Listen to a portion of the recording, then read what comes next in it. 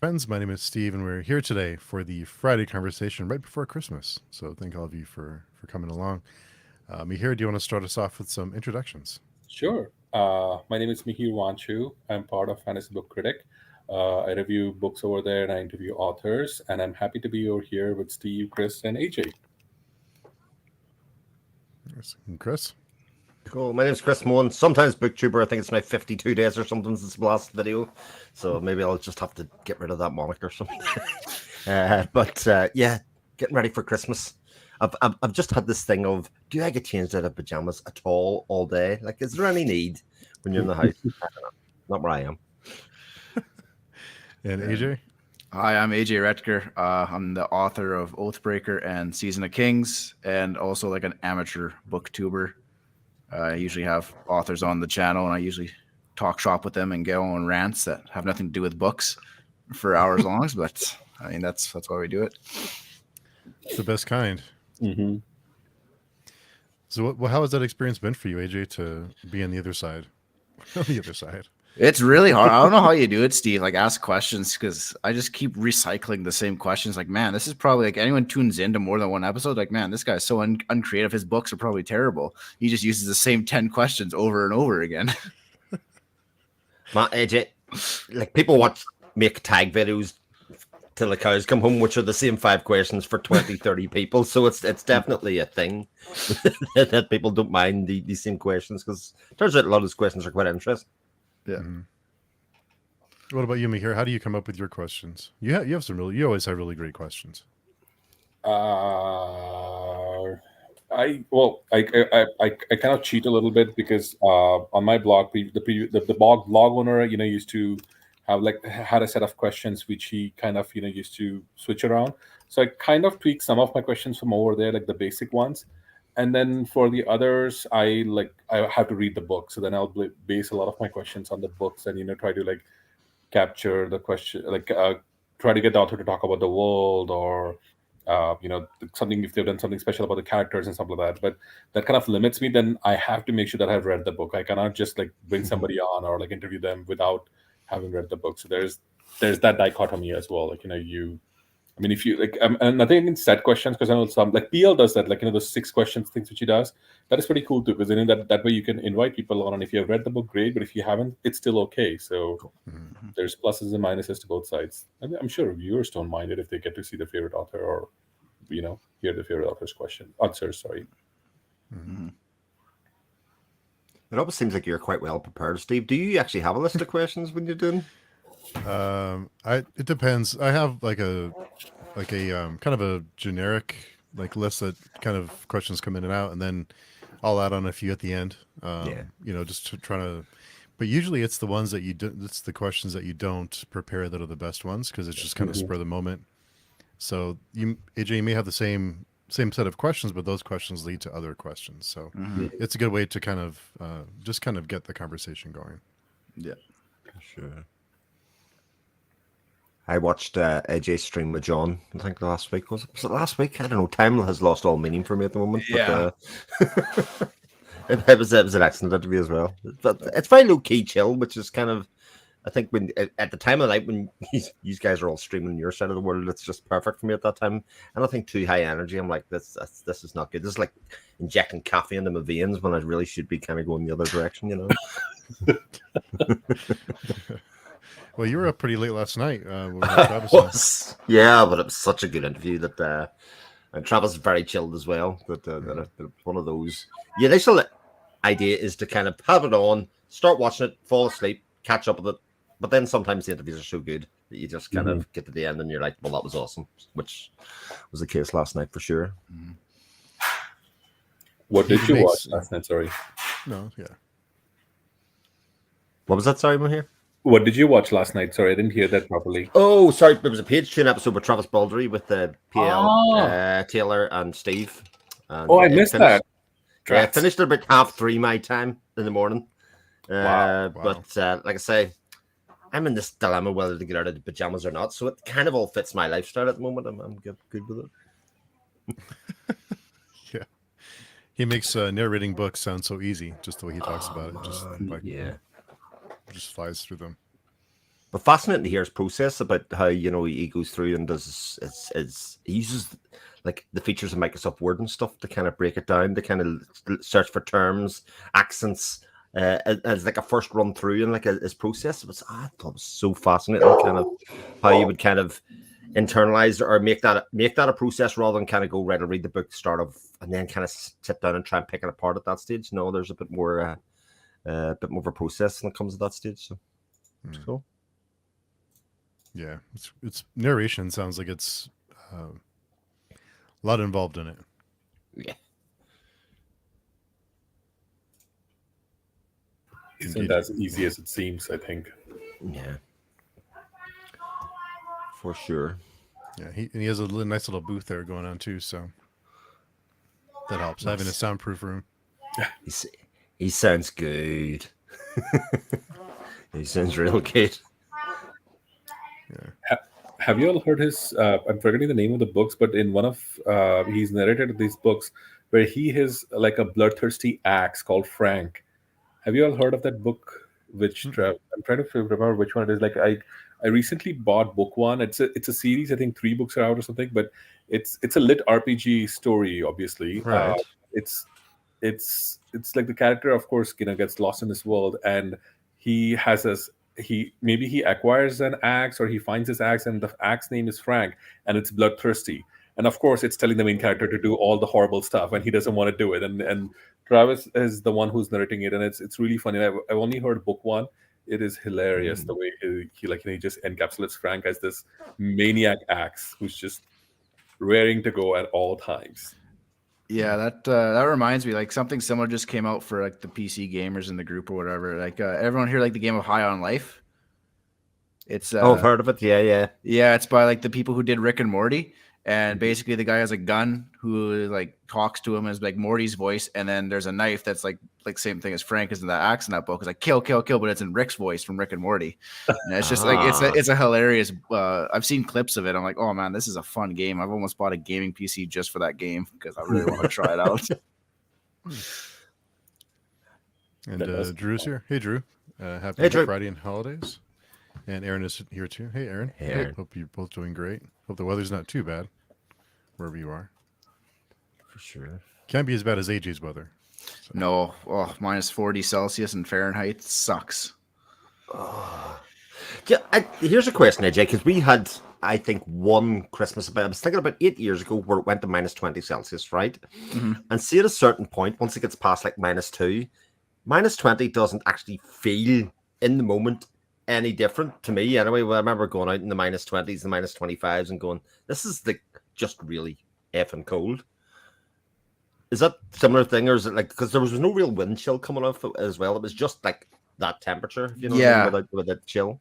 If it's just cold, it's fine. But there's a running joke in my province, like, oh, if I had $1 every time said if it wasn't for this effing wind, we'd all be rich, because that's what everyone complains about. Because like we have gusts up to 60K or whatever, and like it rips through your jackets, and you're just absolutely chilled to the bone. You're like, man, if it wasn't for this effing wind, we'd be fine. How long does that? Don't help, right? Sorry, what was that, Mihir? The flatlands don't help. It's just like, because I've lived in Minnesota and it was the same over there as well. Yeah, it just, when it's flat, there's nothing to stop you. Like you're just absolutely just gone, cut through your body. Jeez. How long does that weather last for? What is the winter months where you can't do a whole lot? 4 or 5 months, almost half the year. Jeez. Basically, this year was a little bit later. We didn't get hit till about late November, so we've been living in paradise up until December. But usually it hits right around Halloween time, and then it stays till about April. Wow. Okay. Man, that's rough. Yeah. But you sort of have the infrastructure to deal with snow and ice a lot better than, like, honestly, the UK is just, and as soon as it hits 0 Celsius, it's like game over altogether. The whole country just can't cope. And then you add snow on top, and it's like, honestly, the roads don't work, nothing works. Yeah, we got the infrastructure. I mean, we've been dealing with it for all of our lives, so we kind of know how to deal with it. And like it's funny because like when it's icy and stuff, we just pour salt all over the roads, and then which is good. It gives us like it melts the snow and it gives you a little bit of grip, but then it rusts the crap out of your vehicle. So it's like, gosh, yeah. So I mean, there's catch-22s. Do you have to wash that off every day, or how do you prevent the rust from your vehicle? Yeah, you try and wash it off, but then the kicker is if you don't have a heated garage, it just freezes, and then you can't get into your car. So it's just like you're kind of damned if you do, damned if you don't. Like, oh, it's awful. And to AJ's point, just to like because the salt thing, like on the East Coast, like in New York and everything, they like they of course put it on the road, so traveling is a lot easier. On the West Coast where I live, they don't put salt because it apparently permeates into the environment, and the water might get salty or something like that. They're weird here in Oregon, but driving is much difficult. They'll recommend putting chains, and putting on a chain onto a tire and on 4 tires is one of the most horrible things you can do. When you're freezing, you have gloves on, and you're like all basically engulfed in your jacket. So yeah, can be helped. Oh, good. Daniel had a comment. It looks like it would be funny. I was holding off because I thought it was VR like the other 2 games they made. I think he's talking about High on Life. Yeah, it could be. I'm not sure. that would have been a kicker if you'd have bought the PC, then realized you needed the VR headset to go with it, AJ. Yeah, just the Christmas present to myself bill just keeps going up and up the more I learn about this game. Drew commented, "It's the wind. I hear and say that myself all the time." Sure, it is true. Mr. Papadopoulos, I'm in northern Michigan. We're getting hit pretty hard right now by this snowstorm. Yeah, be careful out there. Oh, that's nuts. I don't know how it is with everyone in the States right now, but like, are you guys able to fly and get home on trips and stuff? No, because like, yeah. No, they canceled all the trips, at least in Portland. I know that for a fact because I was talking to somebody who was a flight at 10 p.m. in the night, and she's kind of worried because all the flights have been canceled until midday. So yeah, like my parents have been stranded in Cuba for a week. They can't get home, and we don't think they're going to be home for Christmas now. I mean, as far as things go, good place to be stranded. Yeah. At this time of the year, right? Yeah, better to be stranded in the -40. Yeah. Yeah, I think a lot of flights are getting delayed. I know someone who was trying to fly to Iowa a few days ago or yesterday, and then his flight got canceled too. So yeah. That's lots of trouble. Daniel said, "It's not VR. You are in luck." I was just about to say the same thing, Daniel. Nice. It's actually the first question in their FAQ is this a VR game? Oh, because obviously a lot of people think that. Yeah. So AJ, do you get a lot of riding done in those cold winter months when you can't do a whole lot? yeah. I'm hunkered down inside, and then thankfully I got a dog from Arizona, so he's as fond of the cold as I am. So like, he only goes out when he absolutely has to. So I hunker down and I do all my riding. So that's good. The winter months are my most productive ones. Nice. So how long did your dog stay out? Probably not very long, right? Probably ready to come back in after a few minutes. Yeah. He's a big suck. Like there's a pet store near me, like literally maybe 100 feet from my house, and about 20 feet in, he's lifted up 2 of his paws because he's like, this is too cold. I don't want to walk. And people are like driving by me and they're like, hey, like your dog's hurt. I'm like, no, he's just a little sissy. It's cold. But yeah, it's like, I can't, and like he's 50 pounds, and like it look ridiculous if I just like cradle him like a baby walking him down the street. So I just force him to kind of tough it out. He's from Arizona, huh? But he got a raw deal there, huh? Yeah. Arizona. Yeah. I mean, if your dog could talk, it would be really fun to hear him complain. Yeah, and then on these boots, like these in like really thick winter boots, and he hates them. He'll chew them off. So it's just like, okay, like either be cold or wear the boots. Like pick a lane. Poor guy. What's the weather there for you, Chris? Is it cold or? We had our cold spell was last week, and cold. I mean, it's like -1 Celsius to about 4 Celsius. That's a bit spread. That's generally about as cold as it gets, and it'll be like that probably till about February, March-ish time. This week we're having what I would say is a wet but milder spell, so it's kind of that 8 degrees Celsius kind of thing. So it just gives people the reason. I don't know if everybody else in the world says this, but again, a very UK thing is for somebody to say 2 days before Christmas, God, it doesn't feel like Christmas. Like everybody in every house says exactly that. They have this idea of what Christmas should look like, and it very rarely does. But Yeah, so it's quite mild at the moment, but it's a bit wet. But that's our climate. Our climate's just very wet all the time. Yeah, like we say the same thing too. Oh, it doesn't feel like Christmas. Except this year, it's going to feel like Christmas because it's absolutely cold. But like last year, it was like -10, and we were barbecuing on the deck. We had Christmas burgers, and it's just Canadians are made of hearty stuff. Jeez. We've the opposite problem of when it actually does feel like Christmas, it snows. Like that year that it was -20 Celsius, the water pipes and all froze, so there was no running water in any of the houses for days. Christmas Day, like, was a real problem. People were like, "This sucks. This is the worst." Never wanted to actually look like Christmas at Christmas because it's actually the practicalities are not good.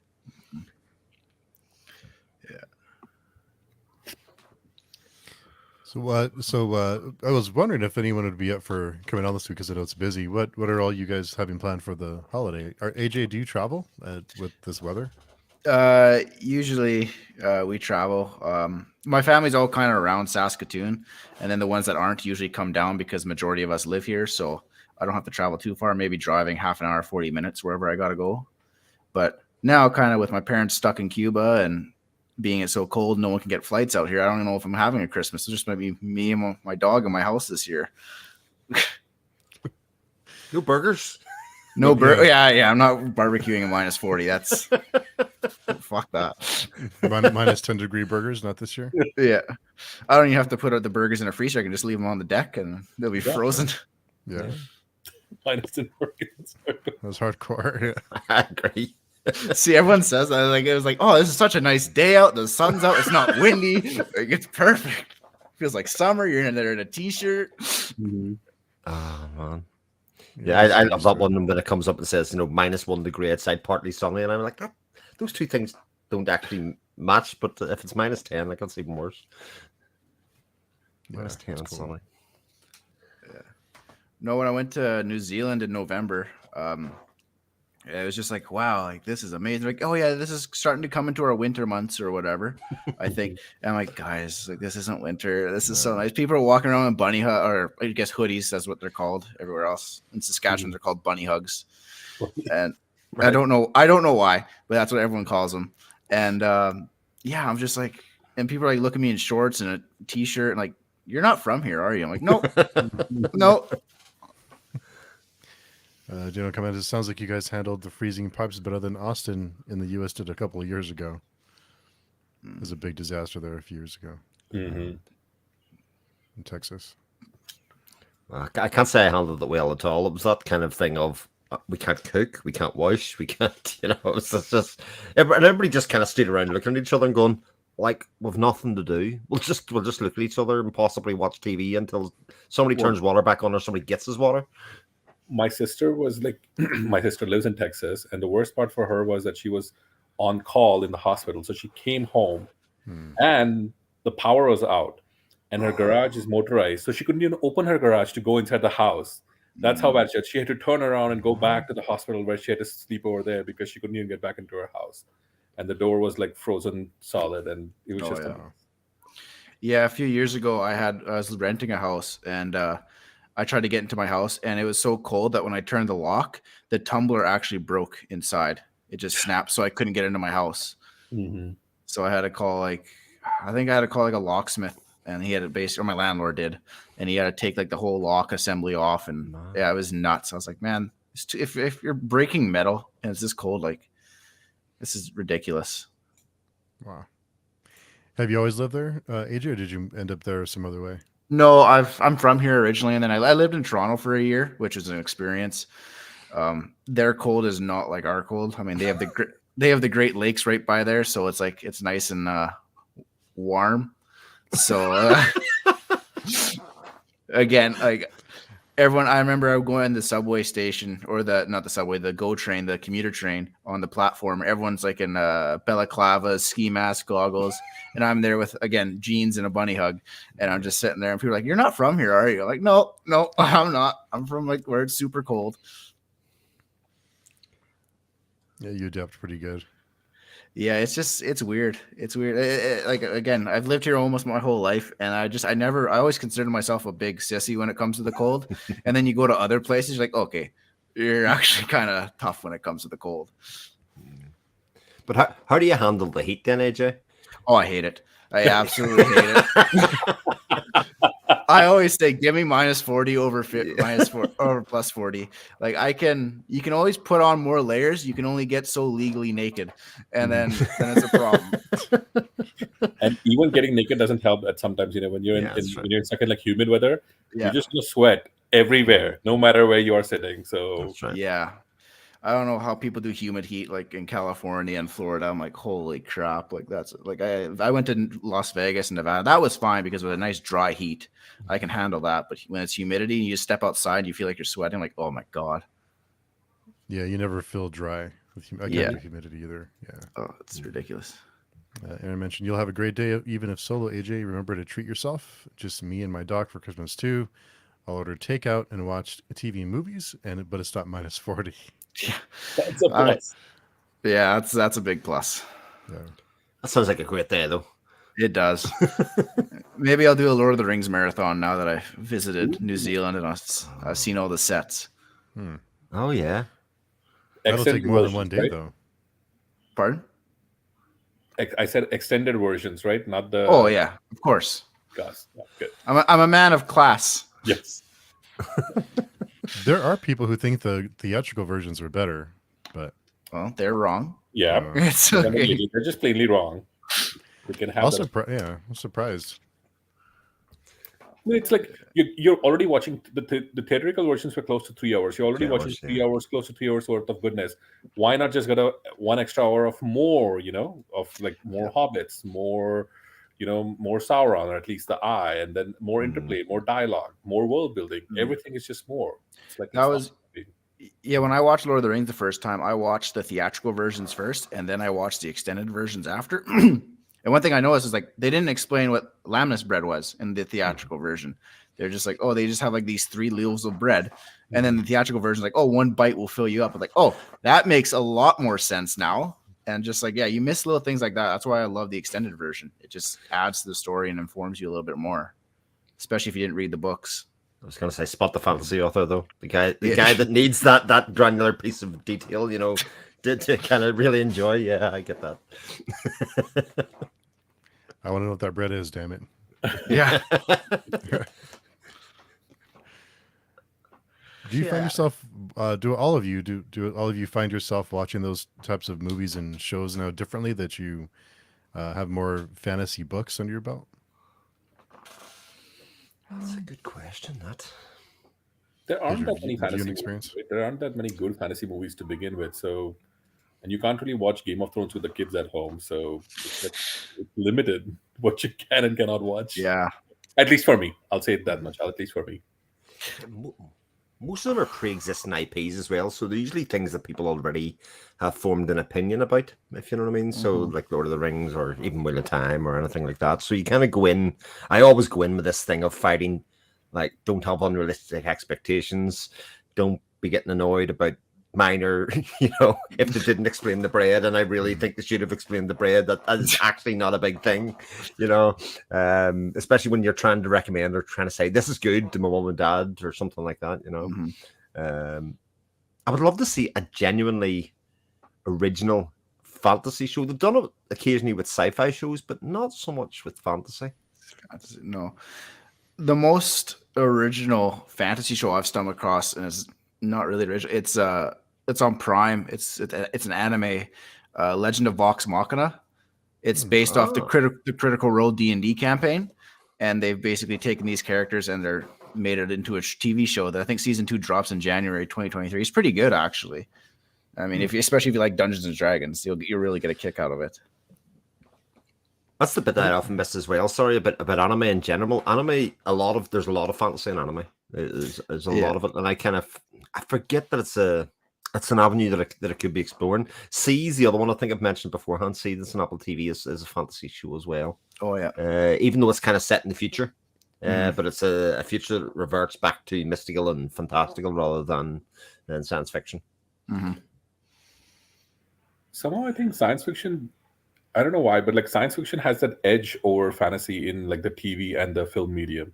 Like there are a lot more sci-fi shows, a lot more original and of course adapted and movies as well than say fantasy. I can't explain why. Maybe for budgetary reasons, that's the only thing I can think of, or maybe people just thought that that, oh, if you put fantasy, it's for kids, for adults. But yeah, I think that's a lot of it. A lot of people, I think, Game of Thrones really opened up a lot of people's eyes that hey, fantasy is not just little kids, like Aragon or Harry Potter or whatever.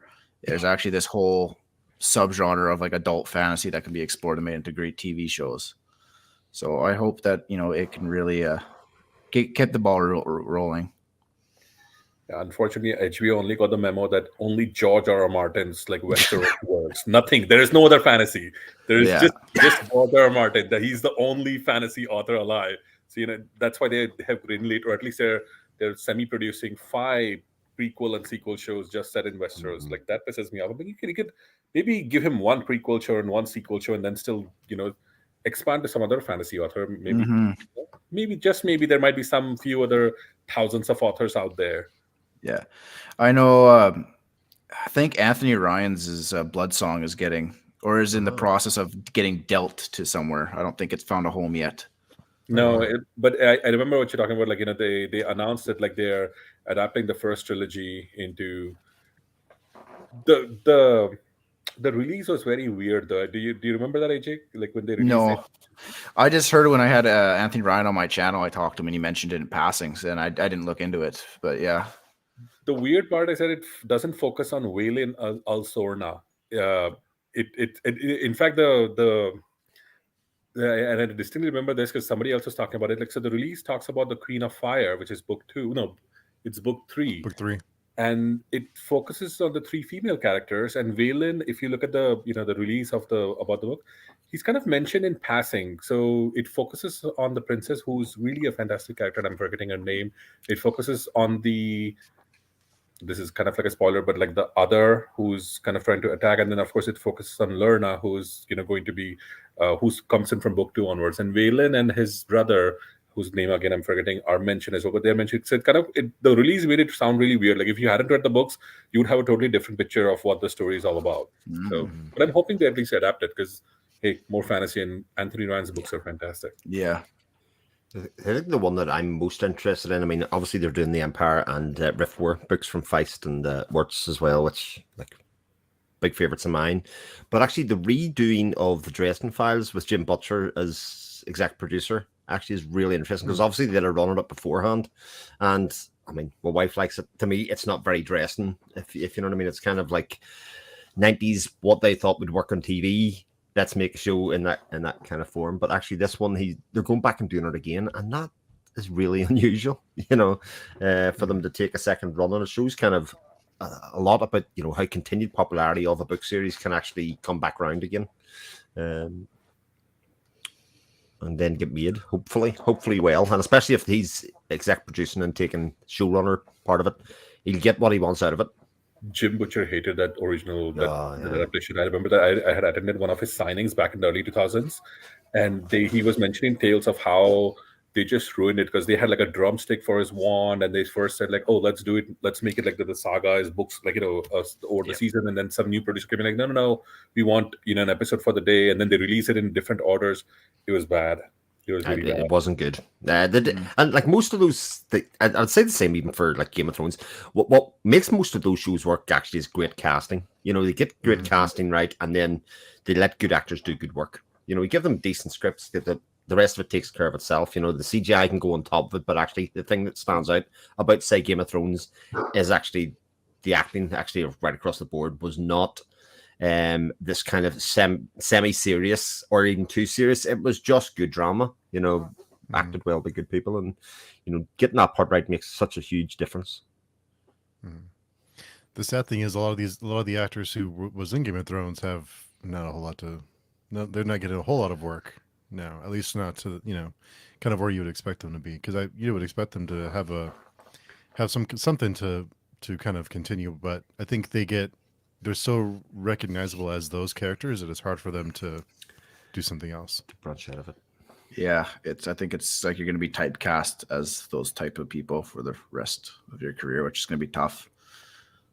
I mean, I think that comes with the role. I mean, but like, look at Brendan Fraser now. He had to just take a couple years break, and now he's doing all these other roles that he's traditionally would have never done. Yeah. That's true. A little bit of time away.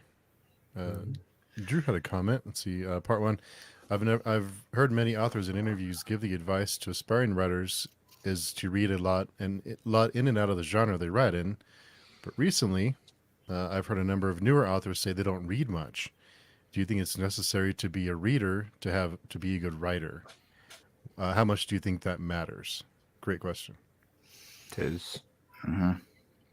AJ, you're the only person qualified enough to answer this. Yeah. I think you need to be a reader at some point. I mean, you don't have to devour books. Like I see people on my Twitter have like, oh, I read like 50 books this year, or 85 books this year, or whatever.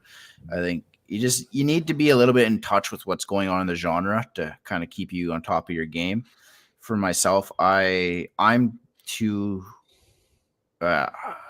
inspired by other people's work. Like I'll be reading a chapter, like, oh, that's a cool idea. How can I work this in my book? And then I'll set it down and go work on my computer. And then so like it takes me forever to read an actual book. But I think you need to be able to you need to be in touch with the genre, so you're not just coming up with the same old tropes, and you need to make new spins on things. It's a strange one because I think historically, I'll exclude like the past 5 years of books because I think things have changed a lot in the fantasy market, but it was pretty much the most derivative style of writing that there was going back to the 70s and 80s. Everybody just kind of redid the same lone hero trope, the young boy, etc. growing up. So there was a lot of originality, but I think that's where the part one of Drew's question, where people who read inside and outside their own genre, like I think that it's very clear that George R.R. Martin worked outside of the fantasy genre for a long time because he was able to take a lot of the things that would happen in other genres and mix it in with the fantasy to then make something that kind of elevates both sets of genres, if you know what I mean. And anybody that's doing that will always find a sort of audience, I think, because there's always something interesting to read. There's always something to kind of push at and go, oh, I like where this went, or otherwise. And I think that's why things like Grimdark, etc., have started to rise quite prominently in the past couple of years as well. Is so far the possibilities here, like there's no plot armor, there's all of that kind of stuff's kind of off the table. So most of the successful authors who are coming up, they always, if you read their interviews, like even Mark Lawrence, Joe Abercrombie, Luke Skull, they all have spoken about the fact that they are primarily readers. And of course, along the way, they developed, ideas and wanted to explore their own ideas, like similar to what AJ said, like, they wanted to write something of their own, and that's how they became. So I think kind of knowing what fantasy is always helpful. And, Chris, to your point, I think everybody wants to do something different, right? Because that's what George R.R. Martin did back in the 90s when he was tired of reading everything, the same thing over and over again. That's why he kind of wrote the fantasy that he wanted to write about. Joe Abercrombie, coming from in like the late to middle 2000s, he was tired of what he was saying. That's why he wrote what he wrote. Mark Lawrence took it a step further, and so on and so forth. So maybe I think it's kind of necessary, unless you're like Terry Goodkind, who just famously proclaims that I do not read fantasy, I do not write fantasy, and then proceeds to rip off Robert Jordan for all of his. That's a different thing. It is funny because allegedly, let me say that out loud. Allegedly. I've asked a couple of authors this very question. I've asked AR with them exactly this because my youngest loves to write, would write all day, doesn't like stories, will read comics, that kind of stuff, but will not read novels. And I was saying, like, do you think that's a problem long term? And his view was that actually, you need to read. Pretty much, if you're going to separate yourself and make a success at something, you've got to do the bits that'll kind of separate you from the person who doesn't do that. Maybe it doesn't invest in the craft. That's really what he was talking about. Whereas Chris Brennan, I think it said he doesn't read at all. Pretty much. So any links that other people might have of his to other work, he says just can't be possible. I'm sorry, like it may well be, that there's similarities, but it certainly was never designed or intentioned or even influenced. Which I think's really, really interesting, because I think his books are ideas factories. I think is what I would come away from the first two books of that Hellborn King sagas. They're just swimming in ideas.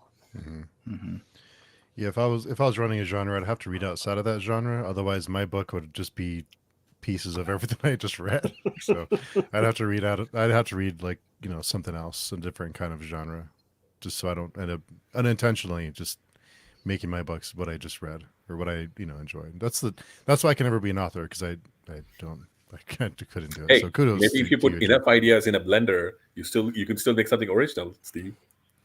I guess, yeah, you can subvert expectations and piss Yeah. everyone off. You could always do that too. I mean, that's basically what Oathbreaker was. It was like a mix of like Andrew Swikowski's Witcher series and Don Quixote. It's just like this mashup of things, and for better or for worse, the product is Oathbreaker. Where again, Season Kings is a little bit different in that regards, where I actually had more of a concrete plot in my head when I wrote it.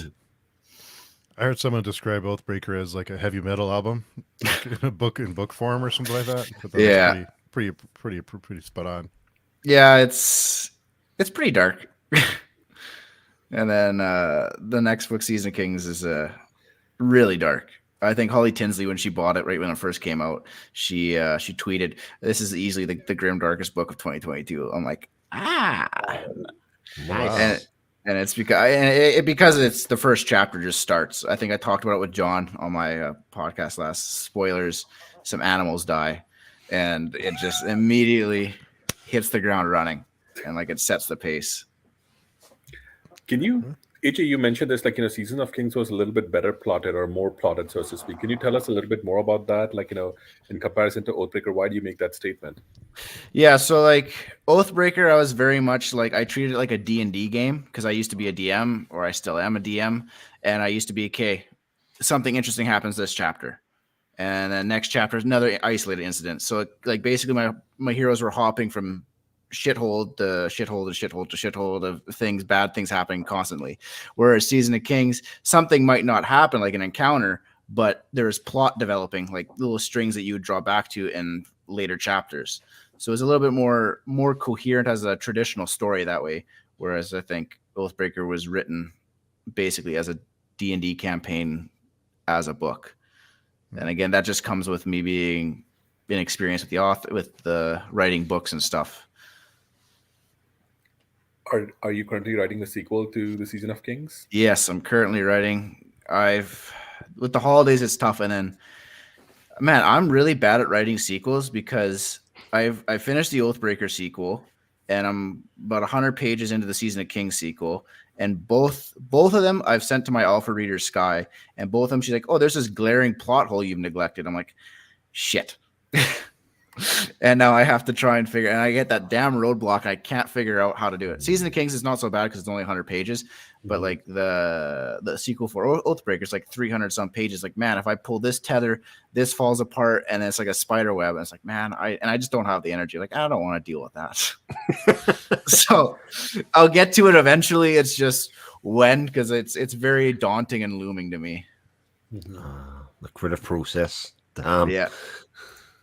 That'd be tough to have like a hole somewhere you have to plug up and have to like unravel so much just to go back and fix it. Yeah, that's why I'm just like, I'm inherently lazy. So it's just like, I really don't want to start with that endeavor. Yeah, sounds like a lot of work. Aaron had a comment. No original, but has anyone watched the Willow TV show? Is it worth a watch? I haven't. I'm kind of tired of this whole like let's run it back again. Like let's re-explore the story. Just Willow was great for what it was. Just leave it alone. It just creates something new. But what about you guys? Have you seen it? No.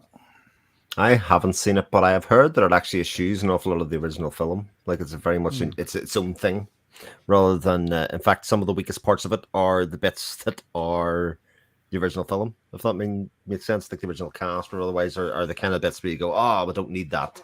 But let it be its own thing in that world. Tell more stories in that world, which I think's always the best way to approach that. You look at House of the Dragons, pretty much that kind of thing. You tell a different story, different time period of that world with kind of the same fabric running through it. I think it can work.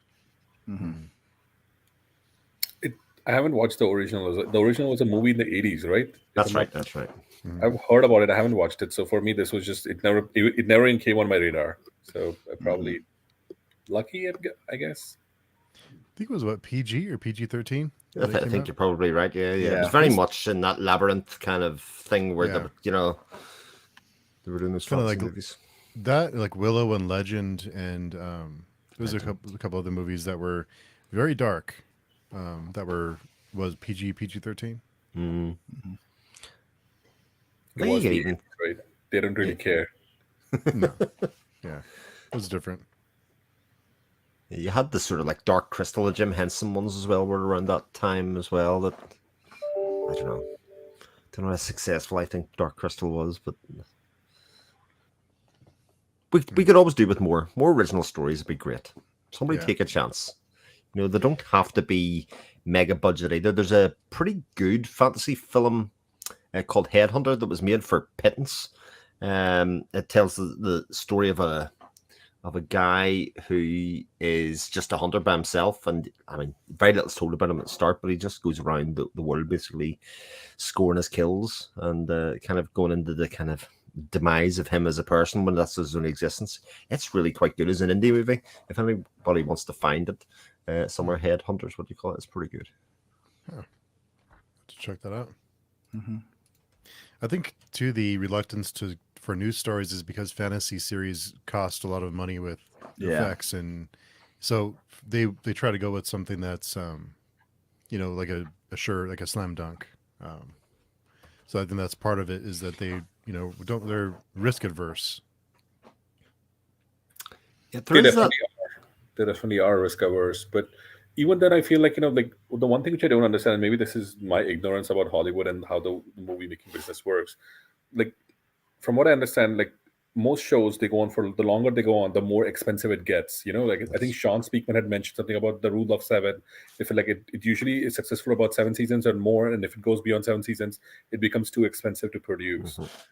Fantasy is known for trilogies. They can make like 3 to 4 seasons only. Why don't they do that? There's thousands of books, and I'm pretty sure like there's some executives or somebody in Hollywood must be reading, right? They cannot be like all of them cannot be like not readers. There are fantasy readers everywhere in the world. So like Joe Abercrombie's First Star trilogy, that is not an expensive one. It doesn't have that many, doesn't need that many special effects. It can get made into like a 10 episode or 8 episode per season, three seasons, and just get it out. It'll be a huge hit. The dialogue is already there. Like literally, you just Mhm. got to just adapt the dialogue from the books, and it shouldn't be that hard. But again, Yeah. There's a clause in most might be left over. Netflix. What's that? I think I was Mihir's skipping. Yeah, there's a clause in most Netflix shows. Most Netflix shows get made. Most of them get made with a 2-season initial run in mind. And actually, most of those contracts are that if it gets renewed for the third series, there's massive pay increases go for most of the cast. So you will see that most Netflix shows get cancelled after 2 years unless it's super successful. So you can think of any amount of ones you can go back or otherwise. 2 seasons is all that they get, and unless they've really taken off, it's just totally cost prohibitive. And that's the way their standard contracts are for all of their shows by all accounts. Netflix is ruthless. They will cancel Yeah. a series after one season. Yeah, it's all very much about their bottom line. Mhm. So it's quite disheartening when you get a show that you love and just like, it's not as big as Stranger Things or whatever, so it's axed. So Did they renew Stanman? Yes, they did. Sandman's got a second series. Yeah. Oh, finally. Okay. Because I know for a long time they hadn't even commented about that. And that was like a lot of people were worried about that. Yeah, but including Neil Gaiman. Neil Gaiman was very worried about it. He was openly campaigning for it to get a new series. Oh God, yeah. What was that series a few months ago? It was the Mark Millar superhero series. I forget what it's called, but it was at the top of the charts at the time, and they canceled it. Oh, something was number Jupiter. one. It was Jupiter Ascending. Is that or something like that? It's based on one of his books, comic book series. Right. Jupiter, something to do with the word Jupiter. Now I gotta look it up. Jupiter Ascending. One of them was a movie, and then one of them was a TV series, and I can't remember which one was which, but one of them was Jupiter Ascending for sure. Prime Video. Jupiter's Legacy was the TV show. Yeah. I say Prime Video seems to be much more invested in this kind of fantasy storytelling mega budget thing Because obviously, you would think you would only do one of Lord of the Rings or Wheel of Time, and now they're going to do Warhammer 40k, which like Warhammer 40k has got to be the most expensive thing you could ever possibly set out to make. Yeah. I can't think of anything that would cost more money than that, but especially because it's got to look incredible. Power armor and all. It's really got to be looking like something else. So, fair play to them. May not be as much as Lord of the Rings, or was it Power? What is the Rings of Power? Rings of Power. Oh God, that show. Yeah. I think Prime Video is trying to find something to compete with, like Game of Thrones, and Netflix is The Witcher. And it's so far, I think it's missed on both its 2 attempts of Wheel of Time and The Rings of Power. Speaking of The Witcher, I got to ask you because Oathbreaker was your response to Cavill getting the job as The Witcher, and you ended up liking Cavill's portrayal of The Witcher. Yeah. So now that you've done this reverse, how do you feel about him being on the way out? What was your reaction? It angers me greatly. And I think, again, it's all speculation because I don't know anyone on the show. I don't know Mr. Cavill at all.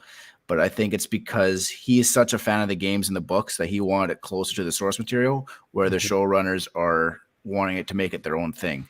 And as someone who loved the games and the books myself, it angers me. It's like, why are you ruining it?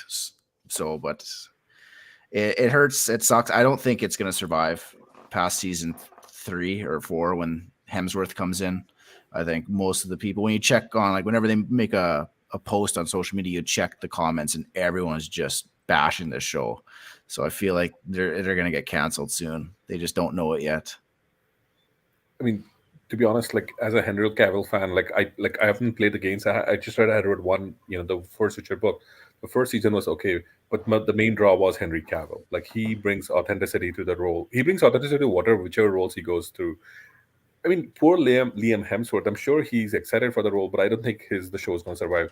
It's the second season I kind of stopped watching just because it was so bad, and then I'm not even interested for season 3 because of the same point which AJ brought up. Like, there's been a lot of speculation about how the showrunners wanted to do their own thing, but Henry Cavill and of course one of the writers who has gone away now also mentioned the same thing. Like, they're not really following the books as they want. It's like they kind of think of it as like, yeah, it's there, but we want to create our own thing, which is.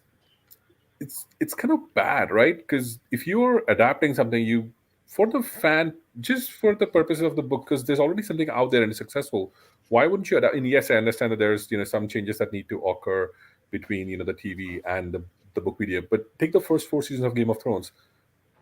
D&D, as much as we dislike them for the last 2 seasons, they successfully adapted the first 3 books into 4 successful TV shows, which was a worldwide phenomenon, which converted so many people who wouldn't even read books or wouldn't even look at fantasy books into saying all of those fantasy terms like Valar Morghulis or Valar Dohaeris, or they even understood what Dothraki meant and who the Dragon Queen is and all of that. So kudos to them. But yeah, it can be done. I don't know. Have you all seen Reacher, the TV show on Amazon Prime?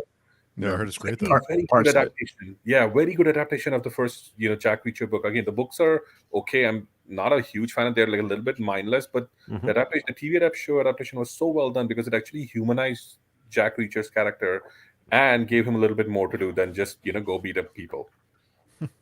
But again, Reacher works as a TV series because the casting of Alan Ritchson is absolutely spot on. He looked like the part, a bit like Geralt.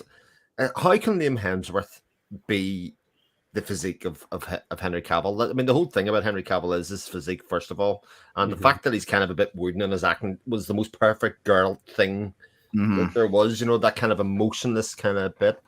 Like, my dad would never watch a show like The Witcher, and he absolutely loves The Witcher.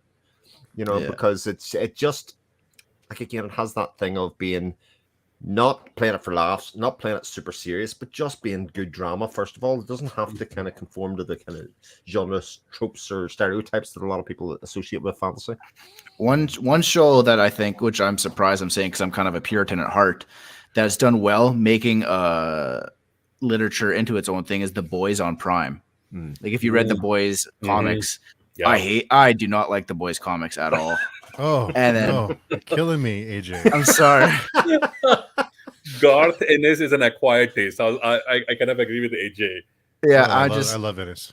I watched I read a few of the comics. I'm like, this isn't for me. And then I saw they're making a show of it. I'm like, really? Like they're gonna make that into a TV show? And I say, all right, I'll watch the first season. And I fell in love instantly. I'm like, holy crap, this is amazing. I don't know. How do you feel, Steve? Since you like the comics, how do you feel about the show? Without too many spoilers, I will say that the comics did get a little too meta. About halfway through, they started getting kind of they got a little too far off track there. They went a little too far with it, but I'm surprised that the TV show has gone some of the places they've gone with it. Yeah. Because there's some for those of you who have read the comics, it's pretty Herogasm? Are you talking about Herogasm? Oh yeah. That's, Yeah. I mean that's something. Yeah. So I'm surprised they've gone as far as they have. But overall, I think the adaptation's okay. I think I kind of think they try to humanize Homelander sometimes when they shouldn't. Mm-hmm. But again, I like going back to Chris's point. That's just because I think they have a class casting in that show. Yeah. Everyone's like Anthony Stark crushes it at Homelander. Kyle Urban crushes it as Billy Butcher. Yep. And yeah, everyone's just perfect. And plus, they kind of have deviated a little bit more from the books as well, if I'm not wrong. The comic books, like they haven't taken I think the first season followed the path. The twist at the end of the first season was where you kind of figured out, oh wait, this is not like in the books at all. And then of course they have followed I would say like the spirit, but rather not the exact footsteps of the books, if I'm not wrong. And again, for spoiler reasons, I'm not stating what, but like things like the Herogasm, which we mentioned, does happen, but then the events of the Herogasm and when does it occur are completely taken different from what happens in the show as well. And I think Black Noir's character in the books and in the show are completely different too, and a good thing in a really great way. Oh, and also, what's Jensen? Soldier Boy. Soldier Boy has been given a much bigger role than what it was in the comic books too. Yeah. Aaron mentioned to AJ, now you get to respond to Hemsworth. So now you can take your rage from Hemsworth and fix that plot hole in book 2. Yeah. Yeah. Damn. Drew mentioned, I think I remember Jim Butcher saying in an interview he would prefer an animated adaptation of Dresden if it got another chance, because that way the budget doesn't impact what can be done as much. I don't think animation just suffers from not reaching as wide an audience, though. I think in general, that's part of animation's problem. I think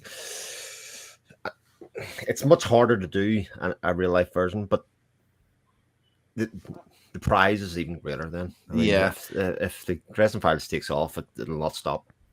Yeah, I think when you do live action, it's a higher risk, higher reward. Yeah, because like I know there's a really good superhero anime on Prime called Invincible. It's based off of Robert Kirkman's. Yeah, Robert Kirkman's. And I've told all my friends about it, and they watch it and they see the previews like, oh, it's a cartoon. Yuck. And I'm like, guys, like it's good. Like you just like give it a chance, you'll love it. And they don't even, because it's cartoon, they just write it off. I had a friend watched the first episode and didn't watch the last 5 minutes. And he just went, oh, it's just like everything else I've ever seen. Or whatever. You're like, oh man, that's you didn't get there. You didn't get to the last 5 minutes yet. Yeah, it's just tough.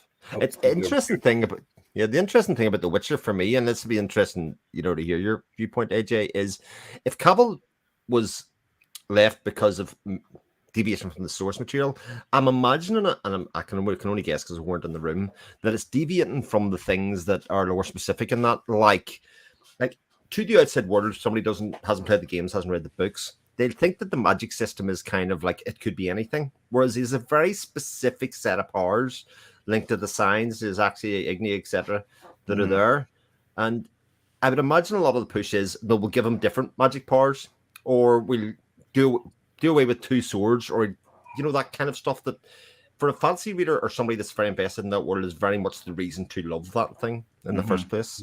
And while somebody else might look at this from the side and go, but it doesn't really matter. It does though, because those are the things that give it this design. That's the world that you've created. And when you've got the author, like if they made a TV show of your stuff, say, AJ, if they decided to change some of what would be the world building of the stuff that you put in place, that would be difficult, I would imagine. Yeah, it'd be a tough pill to swallow. I mean, it'd be. I'd probably go challenge them to fisticuffs, the executive producers, if they were changing too much. But no, like it's what you said. Like those little details are what makes The Witcher, and not say like the Blade itself or Lord of the Rings or anything else on the fantasy genre. There's a reason it's like that. It's because these little details.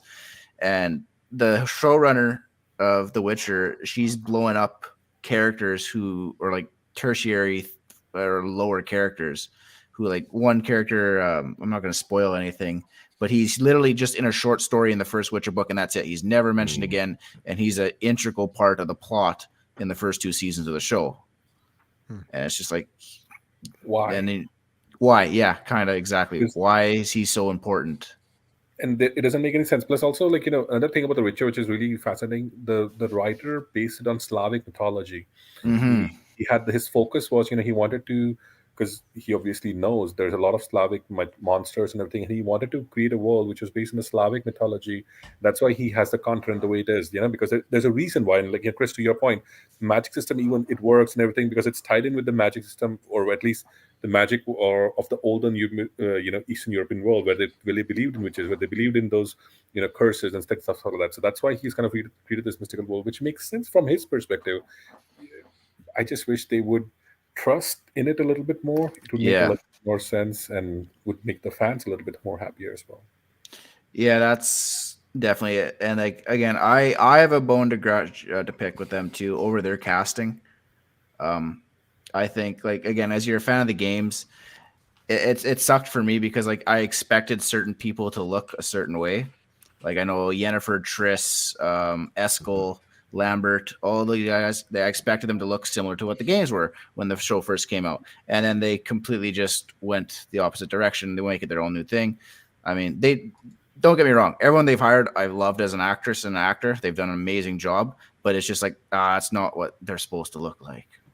Which, yeah, I have a couple of issues with the casting for that. I have to say, in it, Yennefer, problem for me, is not quite. She's not quite Kate Beckinsale. So to me, is who that has to be walking in a room and everybody is actually part of her power is her beauty. Mm-hmm. And then the other one I have is the main character Cahir, because to me, he is the spitting image of a character in the game, but not the same character. Yeah. And then that's the other thing is, never mind, that's a spoiler. I can't get into that. Damn it.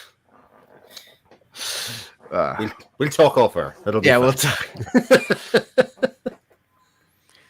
Drew mentions the inner dialogue from First Law would be difficult to adapt to screen. Yeah, that is one thing I did want to mention, is just like, because when we were talking about adaptations, is First Law, The Witcher, because Geralt's very moody and he has a lot of internal monologue. And then we talked about Anthony Ryan's, like, how is Valen's blood song going to be portrayed? I didn't know how. I asked Anthony Ryan, he's like, I have no idea either. I'm like, okay, well, that's a huge challenge. How do you take it from a medium of reading about it to actually just seeing it with like very little explanation? How do you get that across? That'd be such a huge challenge. So I have 2 ideas about that. Sorry, I'm going to jump in. Okay, yeah. I will say, I'm sorry, Drew, I'm going to disagree with you. Just comparing back to Game of Thrones, because a lot of Game of Thrones, a lot of dialogue, especially Jon Snow's dialogue, Tyrion's dialogue, a lot of it is in their head, but they adapted it into into them speaking it with other characters. So First Law, they can always play it between the characters, because with, especially if I'm not wrong, you're talking about Logan, and of course Glotka. Glotka has 2 people, and I'm forgetting the term, like his 2 tortures with him. That some of it can be, and some of it, like Dexter. Dexter is the best example of a character having his own monologue in the head, which was broadcasted or for the viewer, but not for the actors. They can in the show people. So it would work if it done well. And secondly, with the blood song thing, I think they could do like something like, because if in the books it's described, the blood song has its own music and the person hears it, right? They could put it in the background, like, they could have like a symphony, like not a slight rising when the blood song is telling Vaylin to be like, be careful or something like that. They could come up with anything like that. It's not that hard to think about, right? Like a motif or something that's just you don't know what it is at the start, just have it in the background, very subtly. Yeah. And then in certain scenes, when it's like warning him, it can rise up, and then that's the cue for the reader that the blood song is. And of course, the actor can be like, "Oh, he's surprised" or something like that. So that's the thing though, is like I don't have a lot of faith in people, so I feel like that would go over so many people's heads, because in Game of Thrones they played, like I rewatched Game of Thrones and they play the Reigns of Castamere every time a Lannister's on the screen. I'm like, how did I miss it the first time? And the Red Wedding, I didn't hear it at all. I'm like, and then that's why I was just so shocked. Whereas there's that warning. I was like, oh, so I think for like, maybe I'm just stupid, maybe I'm just wrong, and like some people will catch on to that. But I think it might go over some people's heads if it's just in the background as music. But that's show creators writing and producing something that will stand the rewatch. Mhm. You know, that's in the same way that, you know, you reread a book and you get more detail in the second time. Anything that's got really good craft, those small details really matter. Mhm. And the things that actually give the show longevity, they give it the power that it has. And it's why it's why the fandom for those things just goes to another level, is because all the small details were there. All of the things were so well planned out and set out in advance that you kind of went, it was all there. Just like any good book, when you get to the reveal of the twist, you went, actually, I should have been able to work this out, because it was given to me at various points throughout the book. And yeah, so And Helena mentioned I was gutted when the OA got canceled. There's so many great shows that got canceled on Netflix. It's so frustrating to be invested in a show, even if it's one season. You spend a good 10 hours Yeah. investing in something, and then it just gets canceled. It's really frustrating. they keep on saying the OA is not dead. It Really? is. Well, it was cancelled by Netflix, but they are still hopeful of doing something with it. Every year, the showrunner comes back and said, "Actually, we're not totally." They still are desperate to continue that story. Yeah, because they had a 3-season arc, and it was supposed, like, I don't know why they got canceled. They should have allowed them to make the third season. You would have ended the story so beautifully. Yeah. Oh, that was one of my favorite shows. And then one of the ones that Netflix also cut was Mindhunter for me. I was like, Yes. oh, that was such a good show. And season 2 ends on a good cliffhanger. And then I was gutted when it just was like, that's it. 2-season Netflix problem was about to get massively more expensive, and again, the real power of Mindhunter, the casting on that show was absolutely Amazing. phenomenally good. Yeah, I think that was a combination of I forget his name, the director who directed Seven. Seven not and wrong. David Fincher? Fincher. Fight Club. Yeah, David Fincher. Yeah, I think it was his schedule trying to get him back to direct, and then kind of kept getting pushed off. But I hope, from what I hear, is it's not completely over. They're hoping that they'll be able Switch to up. get somebody up. But like the Santa Clarita Diet, I'm not much for comedies, but that was a pretty good TV show. I think it was like 3 seasons. But it just, they can't be that expensive. Some of these shows can be that expensive to make. So Also had Slavic mythology, Santa Clarita Diet. really, Yeah, like the main thing about why it's happening, it's taken from Slavic mythology. interesting. And I don't want to talk about it because it's spoilers, because it's literally the reason why. I thought it was a funny show. It was lighthearted and funny, but I thought it was a good one. Helena mentioned Love Rings of Power. Surprised so many didn't. They gutted when Cavill left Witcher. It was a big bummer. It is a big bummer. I wish I liked Rings of Power more. I've seen it all. I watched it all. I just wish I liked it more, and I'll be no doubt watching the next series when it comes out. But I hate watch some of it. Like, there's no doubt. Yeah, I think I watched part. I had to quit because I think the casting was terrible in that show. It's just like I didn't get invested in any of the actors, but the cinematography was top notch. I was blown away by. I was like, holy crap, this is amazingly shot. This is perfect. It's just like you missed the mark in the casting department. And the writing. Yeah. I'm just sad that Henry Cavill is not going to be Superman. That's my Oh. one big sad thing. Yeah. Like, so many good things could have been done around him, and they still haven't. And the worst part is they made him announce it, and then less than 2 months, they're like, "Oh no, sorry, the thing which you just announced, we're not doing that anymore." Yeah, James Gunn just basically axed the DCEU and is starting his own new thing. Which, to be fair to him, it's fine. It's just that it's like, there's that expression, "read the room." It's like, read what the fans want. They've been clamoring for it like for the last 10 years. And when he announced it, people were just ecstatic about it. yeah, it's like somebody would would kind of be like, oh, Robert Downey Jr. for after the first Iron Man, it didn't make $1 billion. Let's just cut him off. He's not that good. Yeah. Man of Steel is a film that holds up really well on a rewatch. I've watched it a couple of times in the past couple of years. I didn't particularly like it the first time I seen it, but I could watch loved it that the film. first time. I could watch that film endlessly now. I think it's a really good, and the soundtrack is one of my all-time favorite soundtracks of all time. The Hans Zimmer one. It's incredible. Yeah, that's probably my favorite superhero movie out of the last 15, 20 years is Man of Steel. But those people who really hate Snyder's style, and I think he directs movies like we all know what he's trying to do.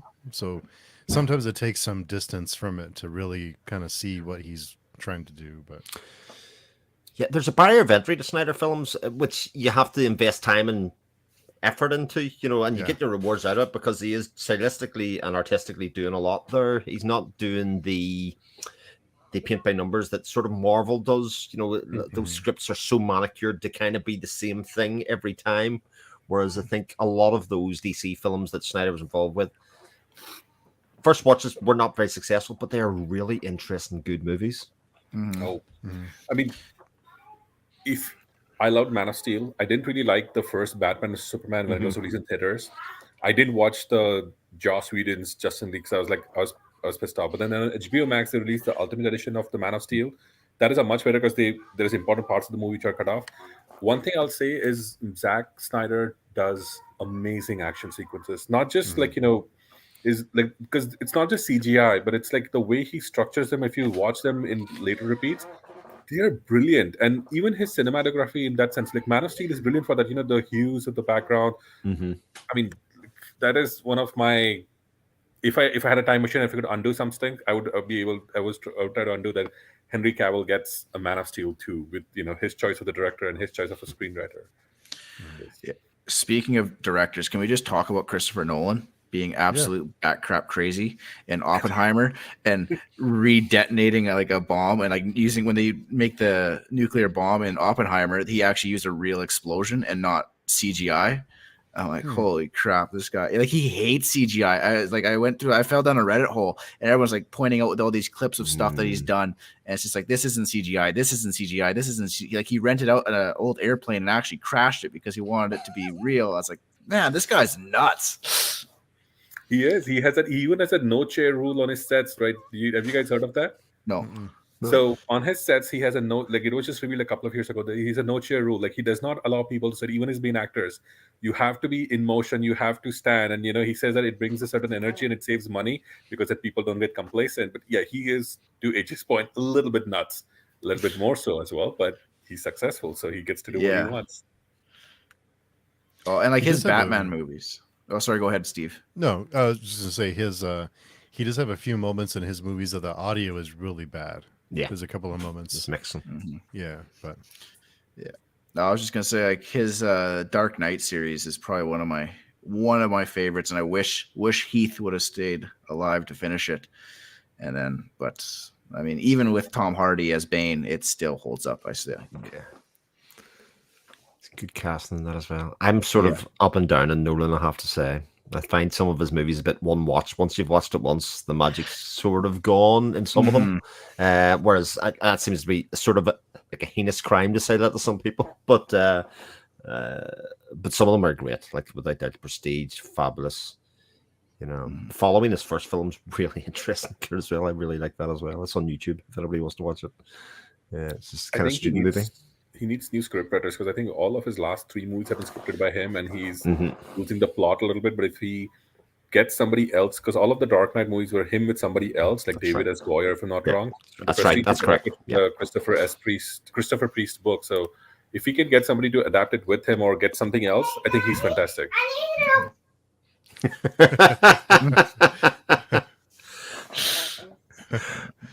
Aaron had a comment. Let's see how Blood Origin does as well. It was an interesting decision. Yeah, it's an interesting decision, is right. I hear it's not great. I hear it's terrible, and I hear it's a big middle finger to the lore, which pisses me off because like like I don't want to dive into my Witcher nerdism right now, so like I'll just bite my tongue. But yeah, it's if you read the Sapkowski books and deep dig into his lore, it's not really accurate. It seems to be like again they're doing their own thing. It's only 4 episodes though, so you know, I'd certainly watch it. Over the drops tomorrow, I think, or Christmas Day, one of those two. You know? Yeah, one of those. Drew had a question. Did anyone watch the show Smallville? I didn't know if it would hold up, but I watched it today and I loved it. Watching it as a kid, I've never seen that, but I hear that a lot, that people really love it. I watched one episode of Smallville because I was a big WWE fan growing up, and that was Dave Bautista's first acting gig, and I think he crushed it back then. And I was like, why isn't this guy getting acting? And then I saw him in Guardians of the Galaxy so many years later. I'm like, there he is again. Like, and then now he's on his rise in his career. Yeah, now he's finally moving on with his career, which good for him. And apparently he's just like the nicest guy too. Apparently he's super down to earth. So Can I give a controversial opinion or bad opinion? Sure. I hated Yeah. Smallville. We're I finished hate it. here. We're finished. Well, I'll say why. Because it was the show about Superman before he was Superman, and so they literally just would do everything else except like a Tom Welling, the main actor. He would do everything else except wear the S on his shirt, and it was like Kryptonite was there, Lex Luthor was there, all his villains were there. I'm like, you're making a bloody Superman show. Just call it a Super. And of course, I understand it because it was at a CW. They had the budget. They didn't have the budget, but I hated that. And it went out for like a long time. So they literally came this close to be saying that, oh, he's Superman, but they wouldn't say it. So that's I watched it all. 10 series, I think it is. Yeah. It ticked most boxes for that version in time of my life. It had the really great decision to make Lex Luthor and him friends when they were younger. Michael Rosenbaum was amazing in it. It had Kristen Crook for about the first 4 series. Then it had Erica Durance for the next 6. I love Smallville. It was definitely a guilty pleasure here. Like, there's no doubt about it. It was Tom Welling, and I think a lot of the young cast were cast because it was sort of soapy. It was not kind of super serious fandom. It was very much retail in that kind of in the CW as he did it at the time. But it got good enough, and it got dark enough by about season 3 that when Lex Luthor started to turn, and you could see the hate eating away at him, I was like, this is good stuff, though. This is really, really good. So, that and Supernatural, I hear a lot of people talk about. Oh, Supernatural. I loved that show growing up. I watched every season, and then I said, you know what? I'm going to restart it again. And I can't. I'm like, how did I like this show? It's so bad. Yeah. So I don't know. Maybe it's because I'm older. Maybe it's because the special effects don't hold up from like season 1 and 2. But I got to like halfway through season 1. I was like, I can't. I was like, I can't go. I can't do this show anymore. Like, I'll remember it for the nostalgia, but that's it. Our friend Paramitha's here. Hello, Paramitha. Paramitha has the best questions always. She always has the best questions. I'm a little jealous. Killed it last night for sure. Definitely, yeah, every time. Elena, thank you. Thank you for still doing the Friday conversation on Christmas Eve. It's great to see a live sci-fi fantasy discussion today. Happy holidays. Well, thank you so much. Thanks for coming by. I was a little nervous. I didn't know if anyone would want to come, so I'm thankful all of you wanted to nerd out still on Christmas Eve. Yeah. Thank you, Helena. It's very, very kind of you. Sorry, Hog Chat, with too many messages just now. No, it's okay. Keep them coming. Keep them coming. Yeah, definitely not the only ones. No, we actually like the comments. Sometimes it starts to catch up, but we will try to get to them all. So do our best. Hermit kind of complained about Rings of Power again. Too long didn't read. An insult to the Legendarium. The writing was awful, in my opinion. I love how they pretended that Sauron, the actor in the show, wasn't Sauron. Like, everybody knew it was Sauron. Like, they're like, no, this is not Sauron. Keep watching. It's not Sauron. But Yeah, I didn't watch any. I heard some episodes being played in another room, and I was like, "There's no way I'm watching that. That's enough. I can't do it." But I'm not a big Lord of the Rings guy anyway, so it never really interested me. So I might watch Wheel of Time season 2, but not Rings of Power season 2. I didn't see Wheel of Time. Did you guys watch Wheel of Time? Yeah, unfortunately, that's some hours I won't get back. I'm not a big Wheel of Time fan, so I didn't really, it didn't bother me that much. But I've heard from people who are like huge Wheel of Time fans why it bothers them, and I can see that. Like, it's again, they've tweak the lore or the main character arc somewhere again to like similar to what AJ said earlier for Witcher, elevated a character who was like a minor character in the books for no reason. And I'll watch season 2 as well, but I don't have high hopes from the show. I wish they had diverted some of the budget from Rings of Power to Wheel of Time because they needed that money over there. They did. They did. It looked cheap in places. It definitely did. The big problem for Wheel of Time for me, and like I'm not the massive Wheel of Time fan that other people are, when you don't get the essence of what the book is about, and you change the actual essence of it. So, for instance, like Wheel of Time is very much the young boy chosen one trope. So your premise at the start of the thing is, oh, we don't know who the chosen one is. It could be one of 4. And you never actually, by the end of the whole season, get the point to actually show why this person is very clearly the chosen one. You kind of still murky those waters. You need a payoff for that at some stage. If you've got 10 episodes of a show or 8 episodes of a show, whatever it was, you've got to pay that off in some way and kind of show. And the book does it. The book, has you thinking, oh, maybe he isn't. By the end of the first book, it's like, oh no, it's very clear that there's very big differences here. But I was so disappointed in that last episode. And it's mostly the last episode, I have to say. It just dropped the ball so badly and changed the lore so badly that, no, didn't work.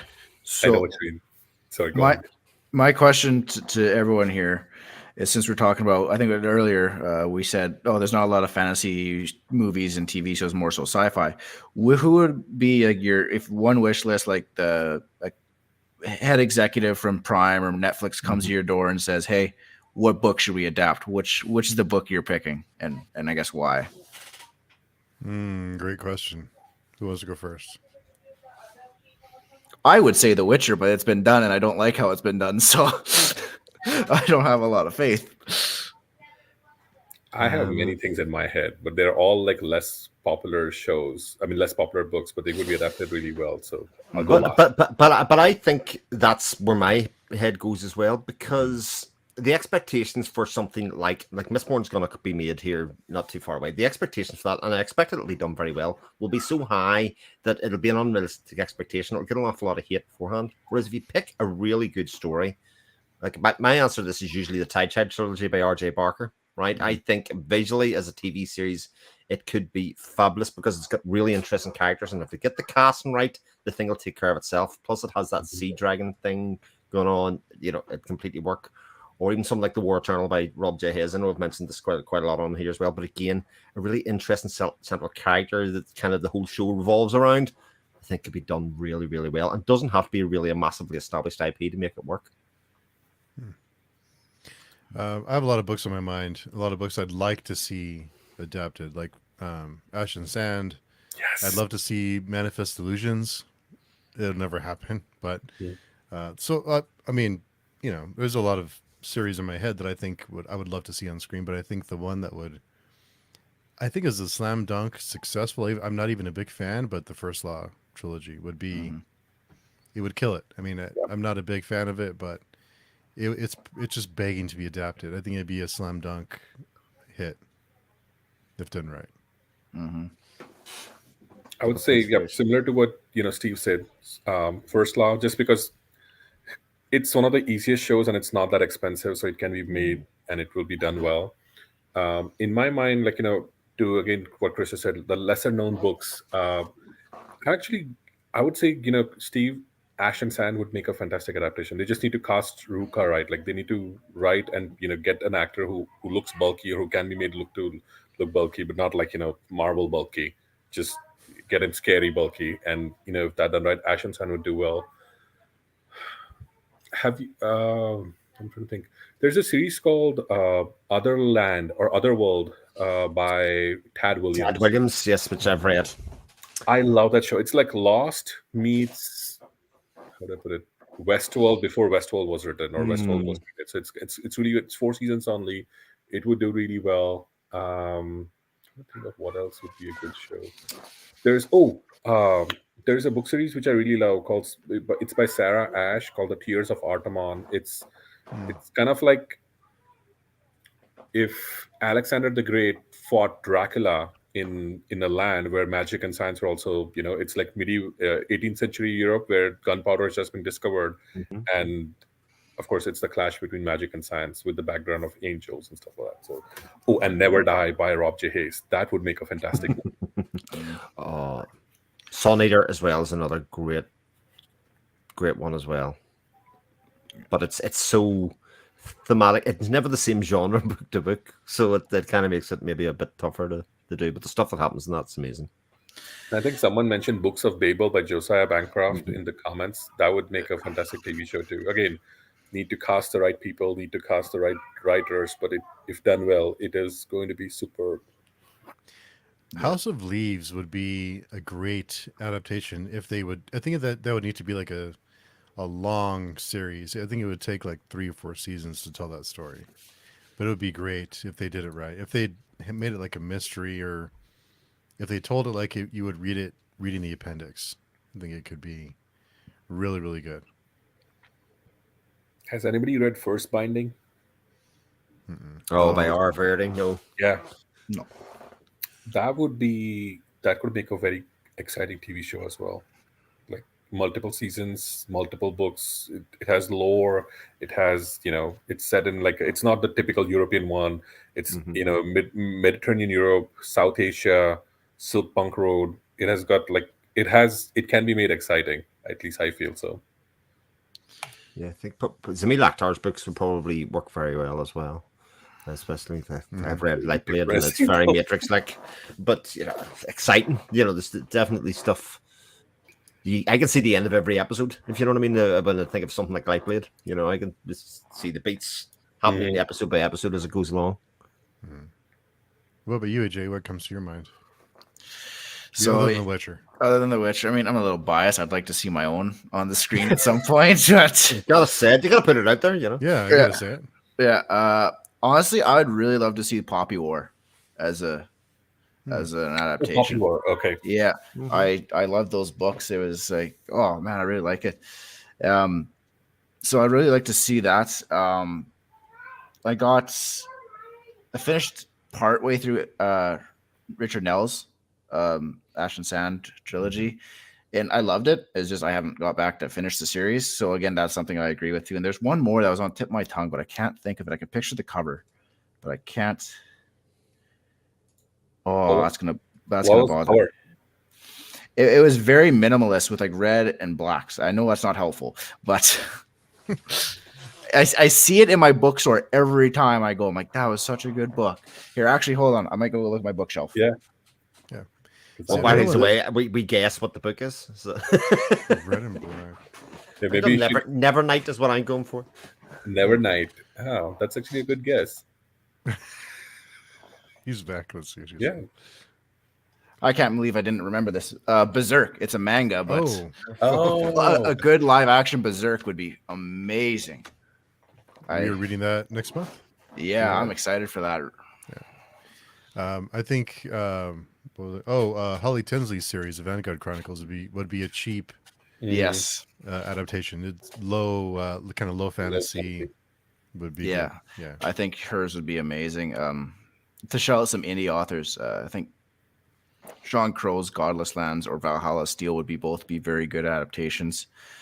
And then I would love to see Ryan Cahill's The Bound and the Broken series adapted as well, if done right. I mean, it's another one where you can see the beats of every episode. I think as you're kind of going through the book, I think that they kind of jump out as well. Brandy commented, I would want anything from the realm of the underlings, especially matchship traders. A Bone Shard's daughter, that would be really cool. Mm-hmm. Or life ship traders. Anything Hob. Would be good. I would love to see somebody take a run at Hob adaptations, because I think the character work would be so great to watch. Seeing like, okay, it'll be depressing, it'll be hard to watch, but again, that'll also make it. That's an identity that series has, and I think it'll be the same identity on the screen that you kind of know. Oh, I can't stop watching. what happens to your character here, because it's hard to watch, but also kind of brilliantly written.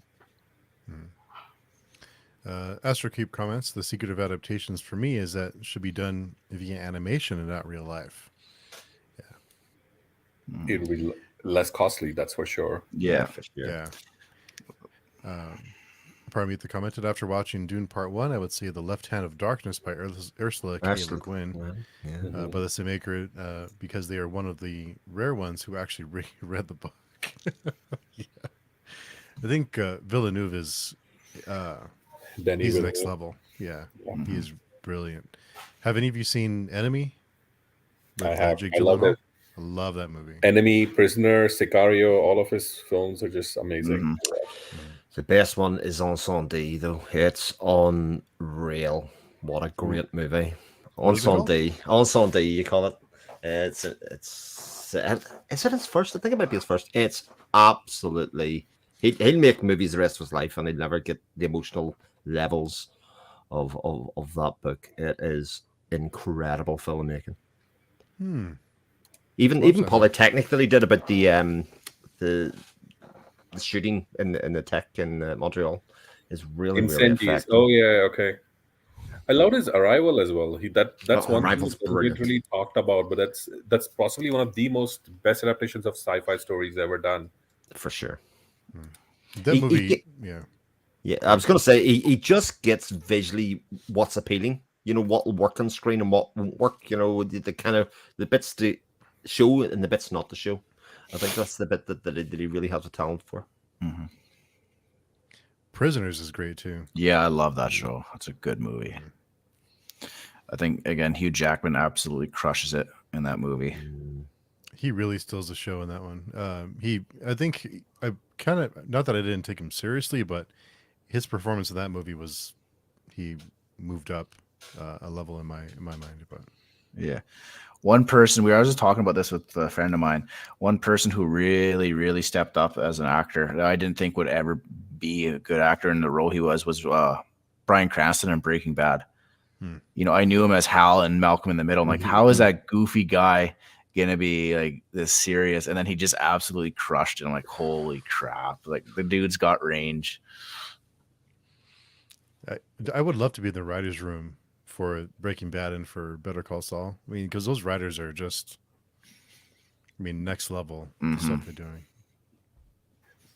Vince Gilligan is coming out with a sci-fi show next, so that'll be interesting. With Rhea Seehorn. Rhea Seehorn is going to be the main character for the sci-fi show. It's already got, I think, it's greenlit for 2 seasons by Apple TV. So something for us to cheer about. I mean, great writing in Breaking Bad and Better Call Saul, but again, the casting for that show is on another level. Like, they don't mess with anybody. Like, Jonathan Frakes and stuff as Mike is just ridiculously good. I think the level of writing and direction and everything in that series really brings everybody up a level. Yeah, that does. Yeah, just brings everyone up. It also changes what people consider to be primetime TV. You know, the amount of episodes in Breaking Bad and Better Call Saul where kind of nothing happens, and it's just kind of like 15 minutes of them just walking about the office or cleaning the tank in Breaking Bad with the fly, and that episode's just insanely good. Like, just how to create drama and tension by doing nothing or doing the mundane. Brilliant. When that episode was released, we were watching live, and I hated that episode. Because I wanted something to happen, but on the rewatch, it was, it's so good. It's amazing. And we've tossed around the first law a little bit, and I had a question burning in my mind. Who would be the person to play Glotka? Because I think he would be the character to steal the show. For me, hands down, it would have to be Christoph Waltz, who played Hans Landa in Inglourious Basterds. I think he would absolutely crush that role. He wouldn't be a little bit older though, because I think Glotka is in his 30s, right? In the books, I just nitpicking. Could be, yeah. Right, but like he's a fantastic actor in general. So he would. The tougher question is who would be Logan? Yeah, right? Logan would be the tough one. Because you have to have him in his is Logan state, but then you also have to have him be seen as Bloody Nine, and he would have to be convincing as Bloody Nine. I think maybe Hugh Jackman would surprise us all if he did that, because knowing Hugh Jackman, the guy can act, but it's too popular. I think it would take some makeup though to make him ugly. I mean, a guy who I think would, I don't know, Logan's a bigger guy if my memory serves me right. Like he's like a barbarian. Yeah. A guy who I've reserved for my own fan casting on my book, but would be a John Bernthal who did the Punisher, because he would. I think he would absolutely. He can put on that barbaric. Have you ever seen The Pilgrimage, where he's he can just put on that mean mug face, and he's kind of got a battered face. Looks like he's been in a few fights in his life. I think he could easily be that, but I think he's only like 5'10", so he's not a very big guy. I think Christoph Waltz would be a great choice for I forget his name. Glatka. He's for those of you who don't know, he's the actor that was in Inglourious Bastards and Django Unchained. I would go for, this is a bit off, but I go for Ed Norton for Glatka. Ooh, yes. Yeah. Extremely good actor. Yeah. I think he's got enough range and could really get in and sell that character. And thinking about people that could do it, hasn't been in films or otherwise, reboot your career and a very serious role that could take off. I think Edward Norton. Yeah, Ed Norton, that'd be a good one. And he approaches every role with such dedication. He does. Like you listen to him do an interview, and he's almost like that Leo type dedication, like he had for Revenant. Like Edward Norton just throws himself into the role. But I even think of something like American History X, a role that he really isn't really built for, but actually throws himself into it wholeheartedly and like completely pulls it off. Or Sword of Kagan. Haven't read that one, but haven't read it either. I'm all wang. I haven't read it either. That would work extremely well as like a TV show, a single season TV show, because you would have Masuki in various parts of her life. That would be excellent. Very hard to adapt though. Very, very, very hard to adapt. But if done, would be amazing. Drew comments, I think the Winter Night trilogy could be a great adaptation. Invisible Life of Addie LaRue. I think it would be a hit. Yeah. A good Dresden adaptation would be amazing. What I think would be, speaking of Invisible Life of Addie LaRue, I think another one of Schwab's series, was it Vicious or Vicious and Darker Shade of Magic? Would be the other series. The sequel to Vicious, right? The superhero villain thing. Yeah, I think that is written very visually. I think that would be it'd be an easy adaptation. Oh man, if they could pull Dresden off though. Dresden gets so good. Like some of the things that happen in Dresden people will just talk about for years. If that happened on TV, they would just be like, oh man, what? How can you go there? Drew mentions The Faithful and the Fallen. John Gwynne, right? Yeah, indeed. Paramitha's hitting us with a question. Oh, here she goes. everyone prepare. Question for the panel. Which book series do you think is impossible to adapt from text to an audio-visual medium? Ooh. I have one in mind, but I'll let you guys go first. Impossible to adapt. Impossible to adapt. Impossible. Very good question. Great question, Paramita. Impossible to adapt. I think anything's almost impossible if you give it, like, you'd have to think outside the box for a lot of the stuff. But I'm trying to think. That doesn't answer the question, I know, but I'm trying to think of one as I get my wheels turning upstairs.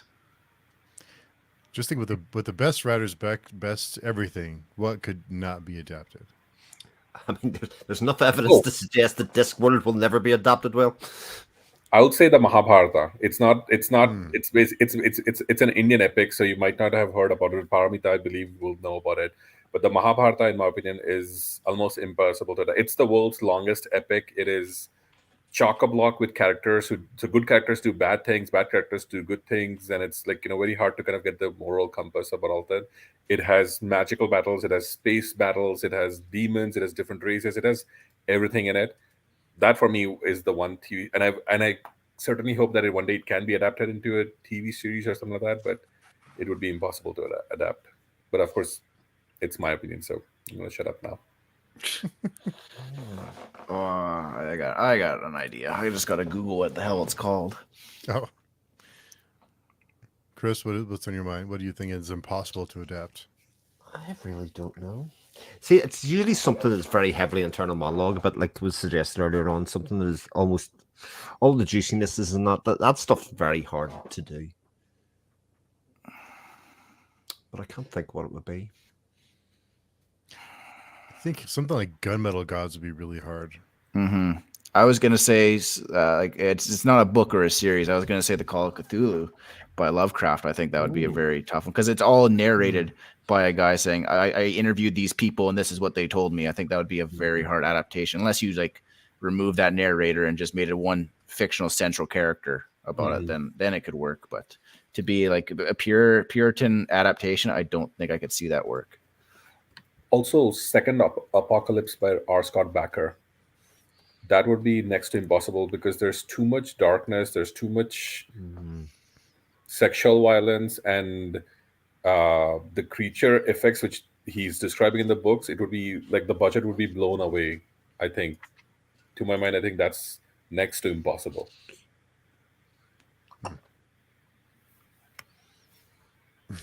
Steve, which one did you have in your mind? Yeah. I was thinking Manifest Delusions, or I think I would love to see it adapted, but I don't know. That'd be tough because that would be really, really dark. That and Gunmetal Gods is the first two that came to my mind. Yeah, the Gunmetal Gods has the scene with around the 25%. Yeah, horses. I don't know how they could do it and not set off people firing them emails about all sorts of cruelty. Oh yeah. I'll go Book of the New Sun by Gene Wolfe. I hear that's a difficult enough series to read. Never mind. Adapt. And Bo's here. Even thanks for coming by, Bo. It's okay if you're late. What about Malazan? For those that have read Malazan, is Malazan adaptable? Yeah, I see that comment. Yeah. I'm scared of Malazan, so I have no opinion of it. I have never read it. So. I've kind of gotten the impression that no one's said this explicitly, but I've gotten the impression talking to AP and to Erickson that it's at least been discussed. So I think that there's like I don't know if that's ongoing, but there's been conversations about how to adapt it. I think it could be done. I think it'd be done. It would have to be like a 10-season series, though. Ooh. I'm only halfway through the books, so. But Tom Hardy for Bloody Nine was a good show by Drew as well. It was. I like Michael Cera for Glotka. I think. I could see it though. Yeah. Jason Bateman could do it as well. That's another guy that could probably fill it off as well. But I hear For All Mankind is terrific. I've seen the first 3 or 4 episodes. Just I need to get back to it. That's about the moon landing, right? It is. So it's a twist on an alternative reality of the moon landing. Alt history. It's good from what I've heard. Yeah. Apple TV has some really good shows. I need to get it. But there's also Slow Horses, which I need to watch because I've read the books and I love the books. Oh, it's brilliant!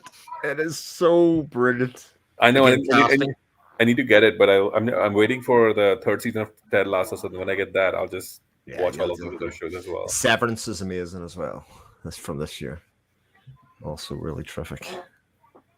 Helena mentions maybe not impossible, but very tricky. I'd say Slaughterhouse-5. Another one I need to read. Yeah. Aaron had a good comment. The adapted Carrie, and that's a series of interviews. Yeah, didn't they make Carrie? Like, didn't they make a central character for that though? Or I've never read Carrie, so I'm speculating how they did it. If you just Puritan, yeah, they just showed it from Carrie's perspective. Yeah, okay, yeah, that's what I thought. That's what you'd have to do for Call of Cthulhu too, I think. Yeah. you'd have to make one central character and then show it from their perspective. You couldn't do a true adaptation. Spoilers for a 50-year-old book. 50. Hey, Shad. Hey, Shad, thanks for coming by. And Carl, loves slow Yes. horses. Another man of culture. One, like, I'm a history nerd, and like one thing I would love to see adapted is a good, proper Iliad and Odyssey adaptation. I would love that so much. I have both the books on my shelf. I would love it, but I think it's so dense, and Does it have the widespread appeal in storytelling wise? That's the thing, yeah. For the money it would cost, That's the thing. It would be an expensive series as well. And then you have to do 2 series, one for the Iliad, one for the Odyssey. Yep. Yeah. And Drew, unfortunately, has to go, but we'll watch the replay for the rest. Have a good night, everyone, and happy holidays. Thank Yes, you. happy holidays.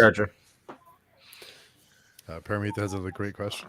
I haven't even read it yet, I can already tell. While there is a lot good and necessary discussion about diversity in cast and crew, the IPs themselves being adapted, barring Kindred, are largely not diverse. Thoughts? So that's literally about the types of books and the genesis of the book itself, rather than anything to do with the casting. Like if we're talking diversity in cast, I don't know. Like what's IPs? I'm a little Intellectual property. So basically, she's talking about like the book series which are being adapted. So it's white males of a certain age, I think, is what most of the IPs that we've been talking about kind of come from. Even if you talk about Sapkowski or Tolkien or. I think it's mostly because like the most of the IPs that are being adapted are mostly set in medieval Europe. Like forgetting who the author is. If it's set in medieval Europe, that's why the book series was like set in mostly European-like characters. That's a very good question, Paramita. Yeah, I'll take a stab at the first half of the question, which is the discussion about the diversity of casting. I have a problem with it when it comes to reality. Like there's a show on Netflix. It's about Vikings, and there's I think a Viking girl from North Africa, and I'm like, I don't think. Again, I'm not a huge history nerd, so if there's anyone actually knows the history and reference me, maybe I'm just ignorant. Absolutely correct me, but I don't think that takes me out of the show. But stuff when it's fiction, like with The Witcher, it didn't really bother me that much when it was characters who I didn't have a preconceived notion of. But I think with House of the Dragon, it bothers me, especially with the Valyrians. And I think the only reason it bothers me is because it wasn't pre-established in Game of Thrones back then. So my mind, being a writer, is like, oh, what is there some kind of cataclysm that happens to anyone that's not white? Because in Game of Thrones, there was really hardly any other people like that. Maybe that's season 3 of House of the Dragon, though. Maybe that's exactly what it's about. It could be. It could be. I don't know. So like, but yeah, there's stuff like that. It bothers me. But like with fiction, I think if you do it right from the start, it's fine. But if you try and like introduce it and like as the with shows that have lasted before this became an actual focal point in discussion, I think it just throws people off. I think the conversation came up obviously mainly around Rings of Power, and I think the biggest problem with that is, especially with Lenny Henry character, he wasn't a very good character and he wasn't particularly well acted, which was a bigger problem than necessarily the ethnicity of the character himself. So that's true. Yeah, I think that should be the determining factor for casting is the actor's ability and I think understanding of the role rather than what they look like, to an extent, I guess. Also, what's tricky is that Tolkien wrote the Lord of the Rings from an Anglo-Saxon's perspective, right? Mm-hmm. That's the tricky part because he wrote it as for like a mythology for the British people who perhaps of course had the mythology but didn't really have that great. Maybe what could they, and Paramita, this is really an excellent question. Maybe what they could do is they could just maybe adapt shows but transplant it completely, like to AJ's point. Like if they really wanted, like if George R. R. Martin really wanted to be exciting, maybe he should have made the entire Targaryens or people who came from Valyria to have colored eyes and a different skin color entirely. Like he could have done that, and it's a fantasy world, so it could happen, right? And then everybody could be of a different race color. Like I think, if I'm not wrong, that's what in Malazan Steven Erickson does, right? Who's the big guy with the sword, Steve? You know, the Karsa? no, not Karsad, the other guy, the other who are like the dark elves is, but I'm forgetting. He's on the cover of. Why am I forgetting his name? He's the big guy with the sword, like who is dark skinned, and why am I forgetting his name? Dear God, this is what happens when a person like me who doesn't like There's like Malazan. 700 characters. I know, but he's one of the main ones. He's one of the big ones with the big sword, and he's really cool, and he has white hair. He's dark skinned. Yeah. A lot of characters. I know he's in the Gardens of the Moon's cover. It's oh jeez, why? What's his name? Oh dear God. Can you share this, Steve, or can I share this with you? Or Yeah. am I allowed to share on when I'm? You might be able to. Let's see if I can You share. hit present, Nope, yeah, I cannot. also. Oh, I can present. Let's see. Share screen. Yeah, try Uh-huh. that. Well, this is exciting. I don't know what we're going to see here, Tom, here. Should we be Let's see. worried? Let's see. This one might just work. Are you all able to see this? Yeah, hold on one second. Let me share it. There you go. There we go. Who's this character in Malazan? Forget who that is, to be perfectly honest. But you know who I'm talking about, right? He's like he's not Karsa. He comes along at the end of Malazan Book 1, and it's kind of like the dark elves from like R.A. Salvatore. He has this big sword. His sword is this big magical thing, and it's really cool and stuff like that. So, like, I wish he had done something like that. But I see Paramita's point. Like, in my mind, I often imagine a lot of fantasy TV shows with one or two characters being from, like, someone from Iran or somewhere from, one of the shows which I really wish was adapted, like, the Empire trilogy by Jani Wirtz and Ray Really Feist. fast. I imagine the cast to be entirely East Asian, because in that Yes. world, everybody is like, from like East Asia. Like, there's like, and you can adapt, you can think of people like from Thailand, be from China, be from Korea, be from Japan, but the world entirely is East Asian. That is like something which I would feel like would really could adapt it really well. I think the casting of Mara in that is going to be especially interesting, because if those TV shows take off, that person will be an enormous star, in terms of being the center part of a show like that.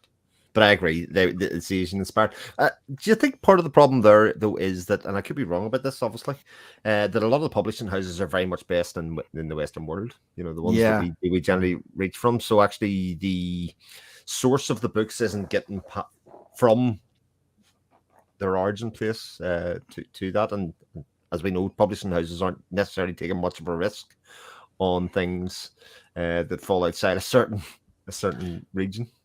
That was one thing I really didn't like about The Witcher 2, is that you have all these great Slavic monsters from Slavic mythology, and they've kind of just taken the ones that people know and ignored. The only one, the exception, what I think would be like the Striga in season 1, which was a Slavic monster. So I think just what Chris said, they want to, it's a safer bet to do it like that, to take the stuff everyone knows. But Mihir, you already mentioned, but Anamander Rake is a so here's that chat. Nice one. Well, I think as far as diversity and cast and crew, I think the bigger question is, why don't we have diversity in IPs?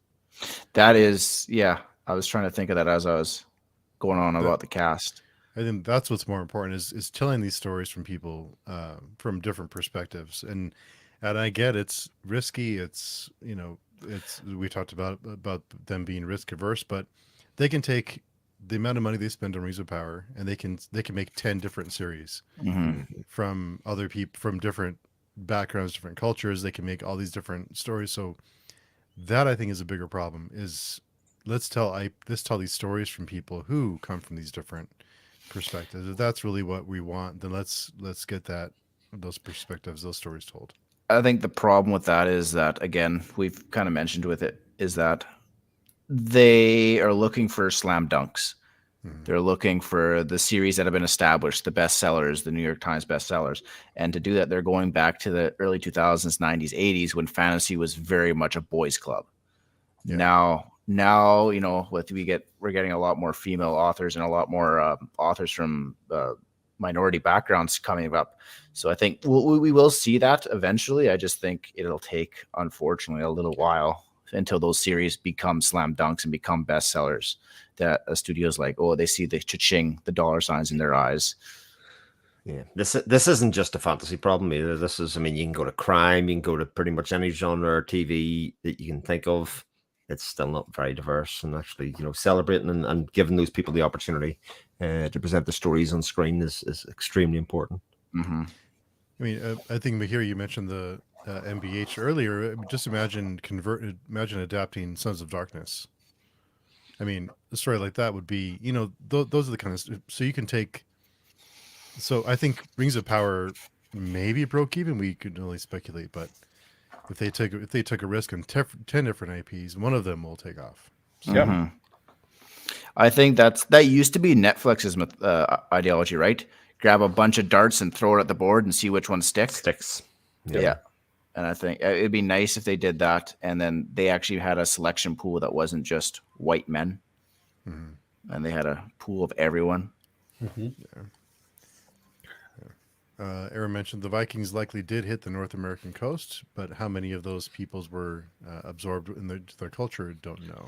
Yeah, so like I know they hit the North African coast. It's just like in the one show, it's a jarl. So like the leader's like, could someone elevate to that society that was not typically born? I don't think so, but again, I'm not a historian, so I think Michael Crichton wrote a book like this. It's been adapted into the movie 13th Warrior starring Antonio Banderas, but that was like perspective that an Arab warrior who goes to, you know, the Vikings and records his tale, which kind of is set in like somewhat historical thing. But again, to your point, AJ, like, you know, it's very like he doesn't really become accepted by them. He just records what he sees over there.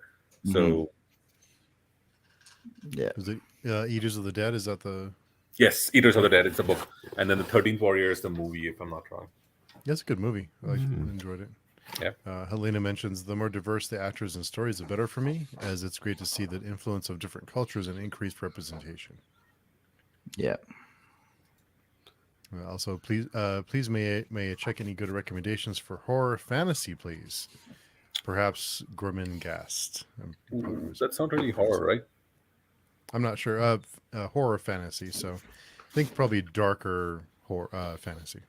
Oh, there's one author who does really good horror fantasy. Oh, Itelas, maybe.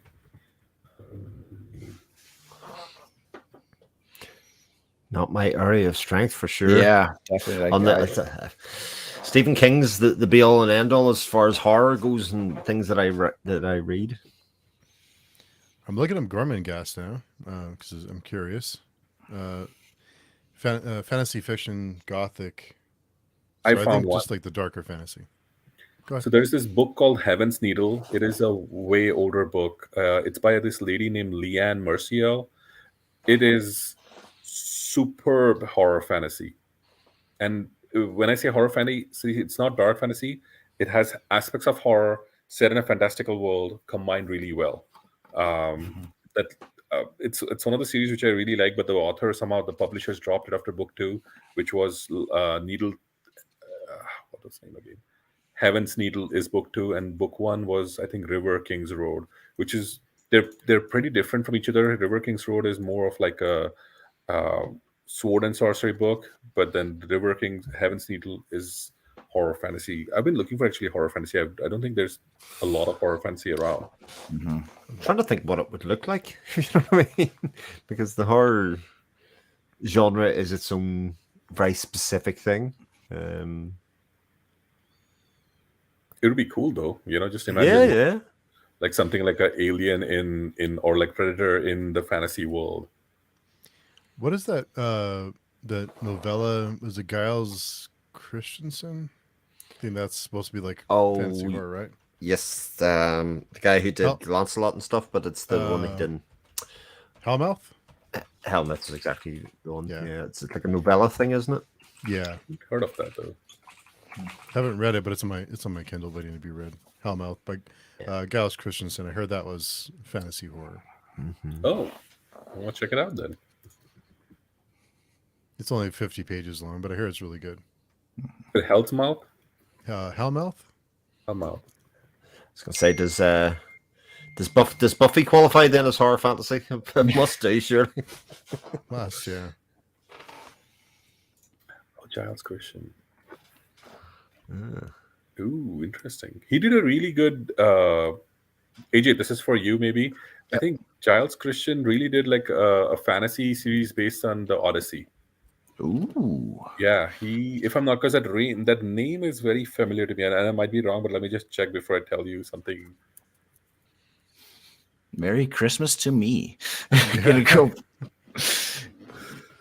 Okay, maybe he did that, but I'm thinking of somebody else. There is another author who did like a 5-book series based on the Odyssey. I'll try to DM it to you when I find it who it was, because I felt like it was Giles Christian, but no, maybe it's not him. It's somebody whose name is very similar, but no, it's not him. Sorry, my apologies. No worries. Gormenghast is not really horror. Perdido Street Station, The Scar by China Maville. Ambigarius by Jeff Vandermeer. They're not really horror. They're all weird fiction. Like they have aspects of weird things, but they're not like horror. I've read Edge City by KJ Bishop as well. Again, they're all weird fiction. Heaven's Needle is the only one I can think of right now. New. Well, they're adapting the 3-body problem. That'll be another one that'll be interesting to see how the adaptation of that goes. I think that's quite hard to adapt, but we shall see. And it's done by the guys who did Game of Thrones, if I'm not wrong. I think you're right. Yeah. Eddie Castro commented Imagika by Clive Barker. I wouldn't try that one. Oh yeah, Clive Barker. But again, I think that's fantasy. I don't know. Maybe I could be wrong. I don't think that's quite horror. That's the hard part, is finding that the books that, or the stories that kind of hit all those goalposts. Well, Imajeka by Clive Barker has a 4.1 on Goodreads with 22,000 ratings. So pretty good. Nice. Oh, Shad. Yes, Gutter Prayer. Gareth Hanrahan. Horror elements. Yep. Because it's also a little bit. I don't want to call it. It's not steampunk, but it's like a weird punk element to it. Like I don't want to call it diesel punk or what, but it's like very weird. It's a good series though. Gareth Hanrahan's 3 books out.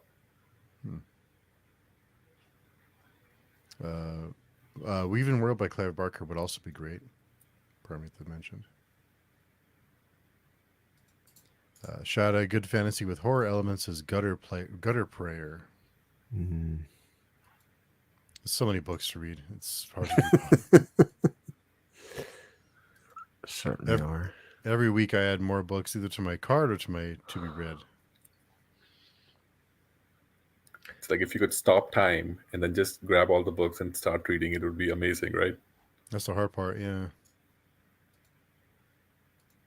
It's like people sometimes say to me, when you buy lots of stuff like that, and they go, well, why do you buy stuff that you'll never have time to read? And I says, no, but the plan is that I want to have read them all. So I'm not just buying them for them to sit on the shelf. Like I desperately, if you could give me one of those like Matrix things to plug in, let me just read it very quickly. That would be ideal, And AJ, recently you had a sale on your book. How does that go? Do those promotions help you out a lot? Does that? Yeah, because free, because I had a free book promotion. I didn't get any money from it, obviously, because it's given away for free. But it definitely helps with the downloads. And honestly, the more people who have it, it means the world for me. I didn't become an author to get filthy rich. I became an author to tell stories. So and if even like a handful of those people who downloaded it write a review, that means the world to me. Because I look back at those and that means, especially if they're positive, it's like, oh my God, they actually liked my mad ramblings. in the pages. So before I got in, I started getting more familiar with books in the industry. As a from a Reddit's perspective, how much do reviews matter for you? Oh, it means the world. I mean, because I had someone say, "Oh, I bought your book because it was all 5 stars on Amazon." I was like, "Oh, all right." I didn't even know that, and so it helps. And I know lots of people who bought books because there's been negative reviews, like, "Oh, I got to see what this is all about." And so they're a really good sales tool that you don't have to pay for, that your readers give you. And it'd be amazing if every reader gave you one, but we know that's not the case because people don't have time, or people don't feel like they have they're I guess entitled or to their opinion, or don't feel like their opinion has value, where it absolutely does. If you read the book, you have value on it. It would be nice if you got stinking rich off it as well, though, AJ. Like it would be okay. Yeah, Acceptable outcome. Yeah, I mean, I wouldn't fight it off if Amazon came walking away. Hey, we're gonna make your show with $1 billion budget. I'm like, oh, okay. Like, oh, twist my rubber arm. Good. Is there a difference for you or for between reviews or actually ratings and reviews? Is there a difference from a star rating and a review? There's not a difference, I think. I mean, I like reviews more because I like reading people's thoughts and saying, oh, yeah, they like that, or they didn't like that. That's something I could look at, or, that I could build upon in my writing or whatever. But ratings are, just as good. I think from a sales point, it doesn't really matter. It's just, me personally, I like to read people's thoughts. Mm-hmm. And Eddie mentioned The Worthy, N.K. Moss. Jeez, books have you read? That's one of the books I've downloaded. I have it, but I haven't read it. The Worthy. It's dark fantasy, if I'm not wrong.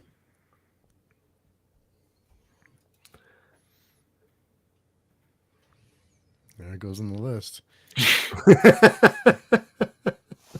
Crazy. So many books.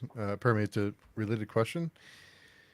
Is there a book or series which is so innovative that it was difficult to talk about the uniqueness even when a review conversation format? Too long didn't read. Most difficult book to review. 2 come to mind. Both of them this year. Sons of Darkness by Gaurav Mohanty. Because again, how much do you spoil about the Mahabharata versus how much of what he has done? And the second was The First Binding, because that book is so crazy and so good, but you can't talk about it because everything is a spoiler in it. But like there's multiple timelines, because the first thing is that the main character is present in the now of the book, but then he's narrating his backstory, and then within the backstory, the characters talk about the legends and myths of the world, and each of them kind of goes on. It's like 7 or 8 myths which are introduced, but they're all important. So those would be my 2. Wow, Paramita, you need to get her on board and have her interview authors. I know, she kill it. She totally kills. Sure. The one that springs to mind for me is Touchlight. I've been trying to do that review for God knows how long by Thiago Abdallah. Like, I've seen so many reviews of people say, it's about how it deals with. It's not that though. That's not those aren't the things that make this book really interesting and different and innovative. I can't quite it's just that feeling you have when you put a book down and it stays with you for such a long time, and you go, what the hell was it about that really twisted me? Twisted's the wrong word because it makes it sound like it's really dark in some way. There's something about how he writes and plots and delivers his word. It's very different to kind of just about anything else I'd read this year, and that it's really hard to put into words then to say there are all these narrative things going on. There's the story beats, there's this thematic stuff, but it's none of that really. It's something else entirely. And if I could put my name on it, I'd have made the review for it. Yeah. It's pretty much the reason I haven't made a video in 50 days, because I keep on thinking, I got to get this out of the way. It's like I'm off my back. I need to review this book, but I just can't. I find it so difficult to do. Yeah, Brady mentions the Ghost City Girl. It was good, but so hard for me to explain why. Yeah. There's another one. The darkness that comes before is one for me that it's hard to talk about. Really, to give it, to kind of explain what the hell just happened. But before we wrap up, the time always flies. But what is everybody reading or working on? AJ, what are you working on? Are you going to fix that plot hole in book 3 or book 2? Sorry. Right now, that plot hole is kicking my ass. I think about it every day. I lay awake at night staring at the ceiling. It gives me night terrors. But I'm working on season of. I'm not going to reveal the title yet, but Season of Kings is a sequel right now. I'm making some headway on that, so that's good. And I'm also reading. I'm reading a graphic novel right now. It's like the Legend of Vox Machina, so the Critical Role's origins. And then I'm also trying to finish Holly Tinsley's The Hand That Cast the Bone. I have like 100 pages left. I just need to sit down and power through it. I mean, it's not going to be much of a power through because I love the book. It's just that I'm always the reader that's like, I don't want to read. And then the minute I sit down, time flies by. I'm there for like 4 hours. It's just like getting in the chair with the book is the biggest thing for me. What about you, Mihir? What are you reading? Oh, I'm finishing PL's The Drowned Kingdom. Amazing, but it's really dark and it's really heavy. So I'm offsetting that. Then I have 2 SPFPO books of January. I can't reveal them because we purposefully kept them blank that way, but there's 2 finalists which I have to read. I recently finished a novella from Ilona Andrews, which was fun and fantastic. So that was really good. I need to finish writing the review. And then I have AJ. I have your book as well, Legacy of Kings. I know you had given it to me, but it's there. I need to finish it. No worries. I mean, compared to work like PL's, I mean, it doesn't even stack up in my mind. That's the always. It's different. Like guys, the Grimdark is like I like the darker stuff. So, and when somebody does, because your book is from the focus of 3 characters only, so that's really nice. Because then it's like you get snippets of their world, and another key is finding out how and when they'll intersect. So. Eventually, I'll finish, and I'll hopefully in the new year, or at least in the first half of 2023, I'm going to plan to review it. But PLs is the main big one. Yeah, that's the thing. Like, I don't know about like other authors or anything like that, but as soon as I read someone else's book, it's like, man, I suck. I should just quit. And then, but somehow I swallow my pride, and I'm going to keep churning out books for better or for worse. No, that's good though. Yeah. Shad had a comment that would make Mihir happy. I just finished David Ashero's book, and I'm currently reading. Yay! Wandering in book 2. Oh wow! Okay. What about you, Chris? Oh, what? No, I was going to say that's something. I don't know if you all heard about it. Do you know about it? The Wandering In. No. It's like this serial which became so popular. Now it's like it's by the author is unknown pirate Abba or something like that, but it's going on, and it's literally about like a person from our world goes to a fantasy world and sets up an inn, and that's all the story is about. Interesting. What about you, Chris? What are you reading? So I'm doing 3 at the moment, which is not like me. So we have 2 pretty big book reads coming up. So we're doing 11th Cycle by Kane Ireland at the moment, which is it's pretty great. I have to say it is pretty great. It's like not even written in a style that I would normally say that I particularly like, but there's just so much happens in that book, and it goes places that I just go and wow. And then reading Game of Thrones, which is a reread for me, which is not so bad. It's kind of like when the 11th Cycle gets too much, I go, I'll read a bit of Game of Thrones for a bit of lightness, because at least I know what's going to happen in here. And reading Game of Thrones for lightness, that's funny. For lightness, it's just one of those things. I just know what's going to happen. That's okay. And the other one I'm reading, actually I'm doing an audio, is The Android's Dream of Electric Sheep by Philip K. Dick. Oh, okay. Oh my good God. How brilliant is that book?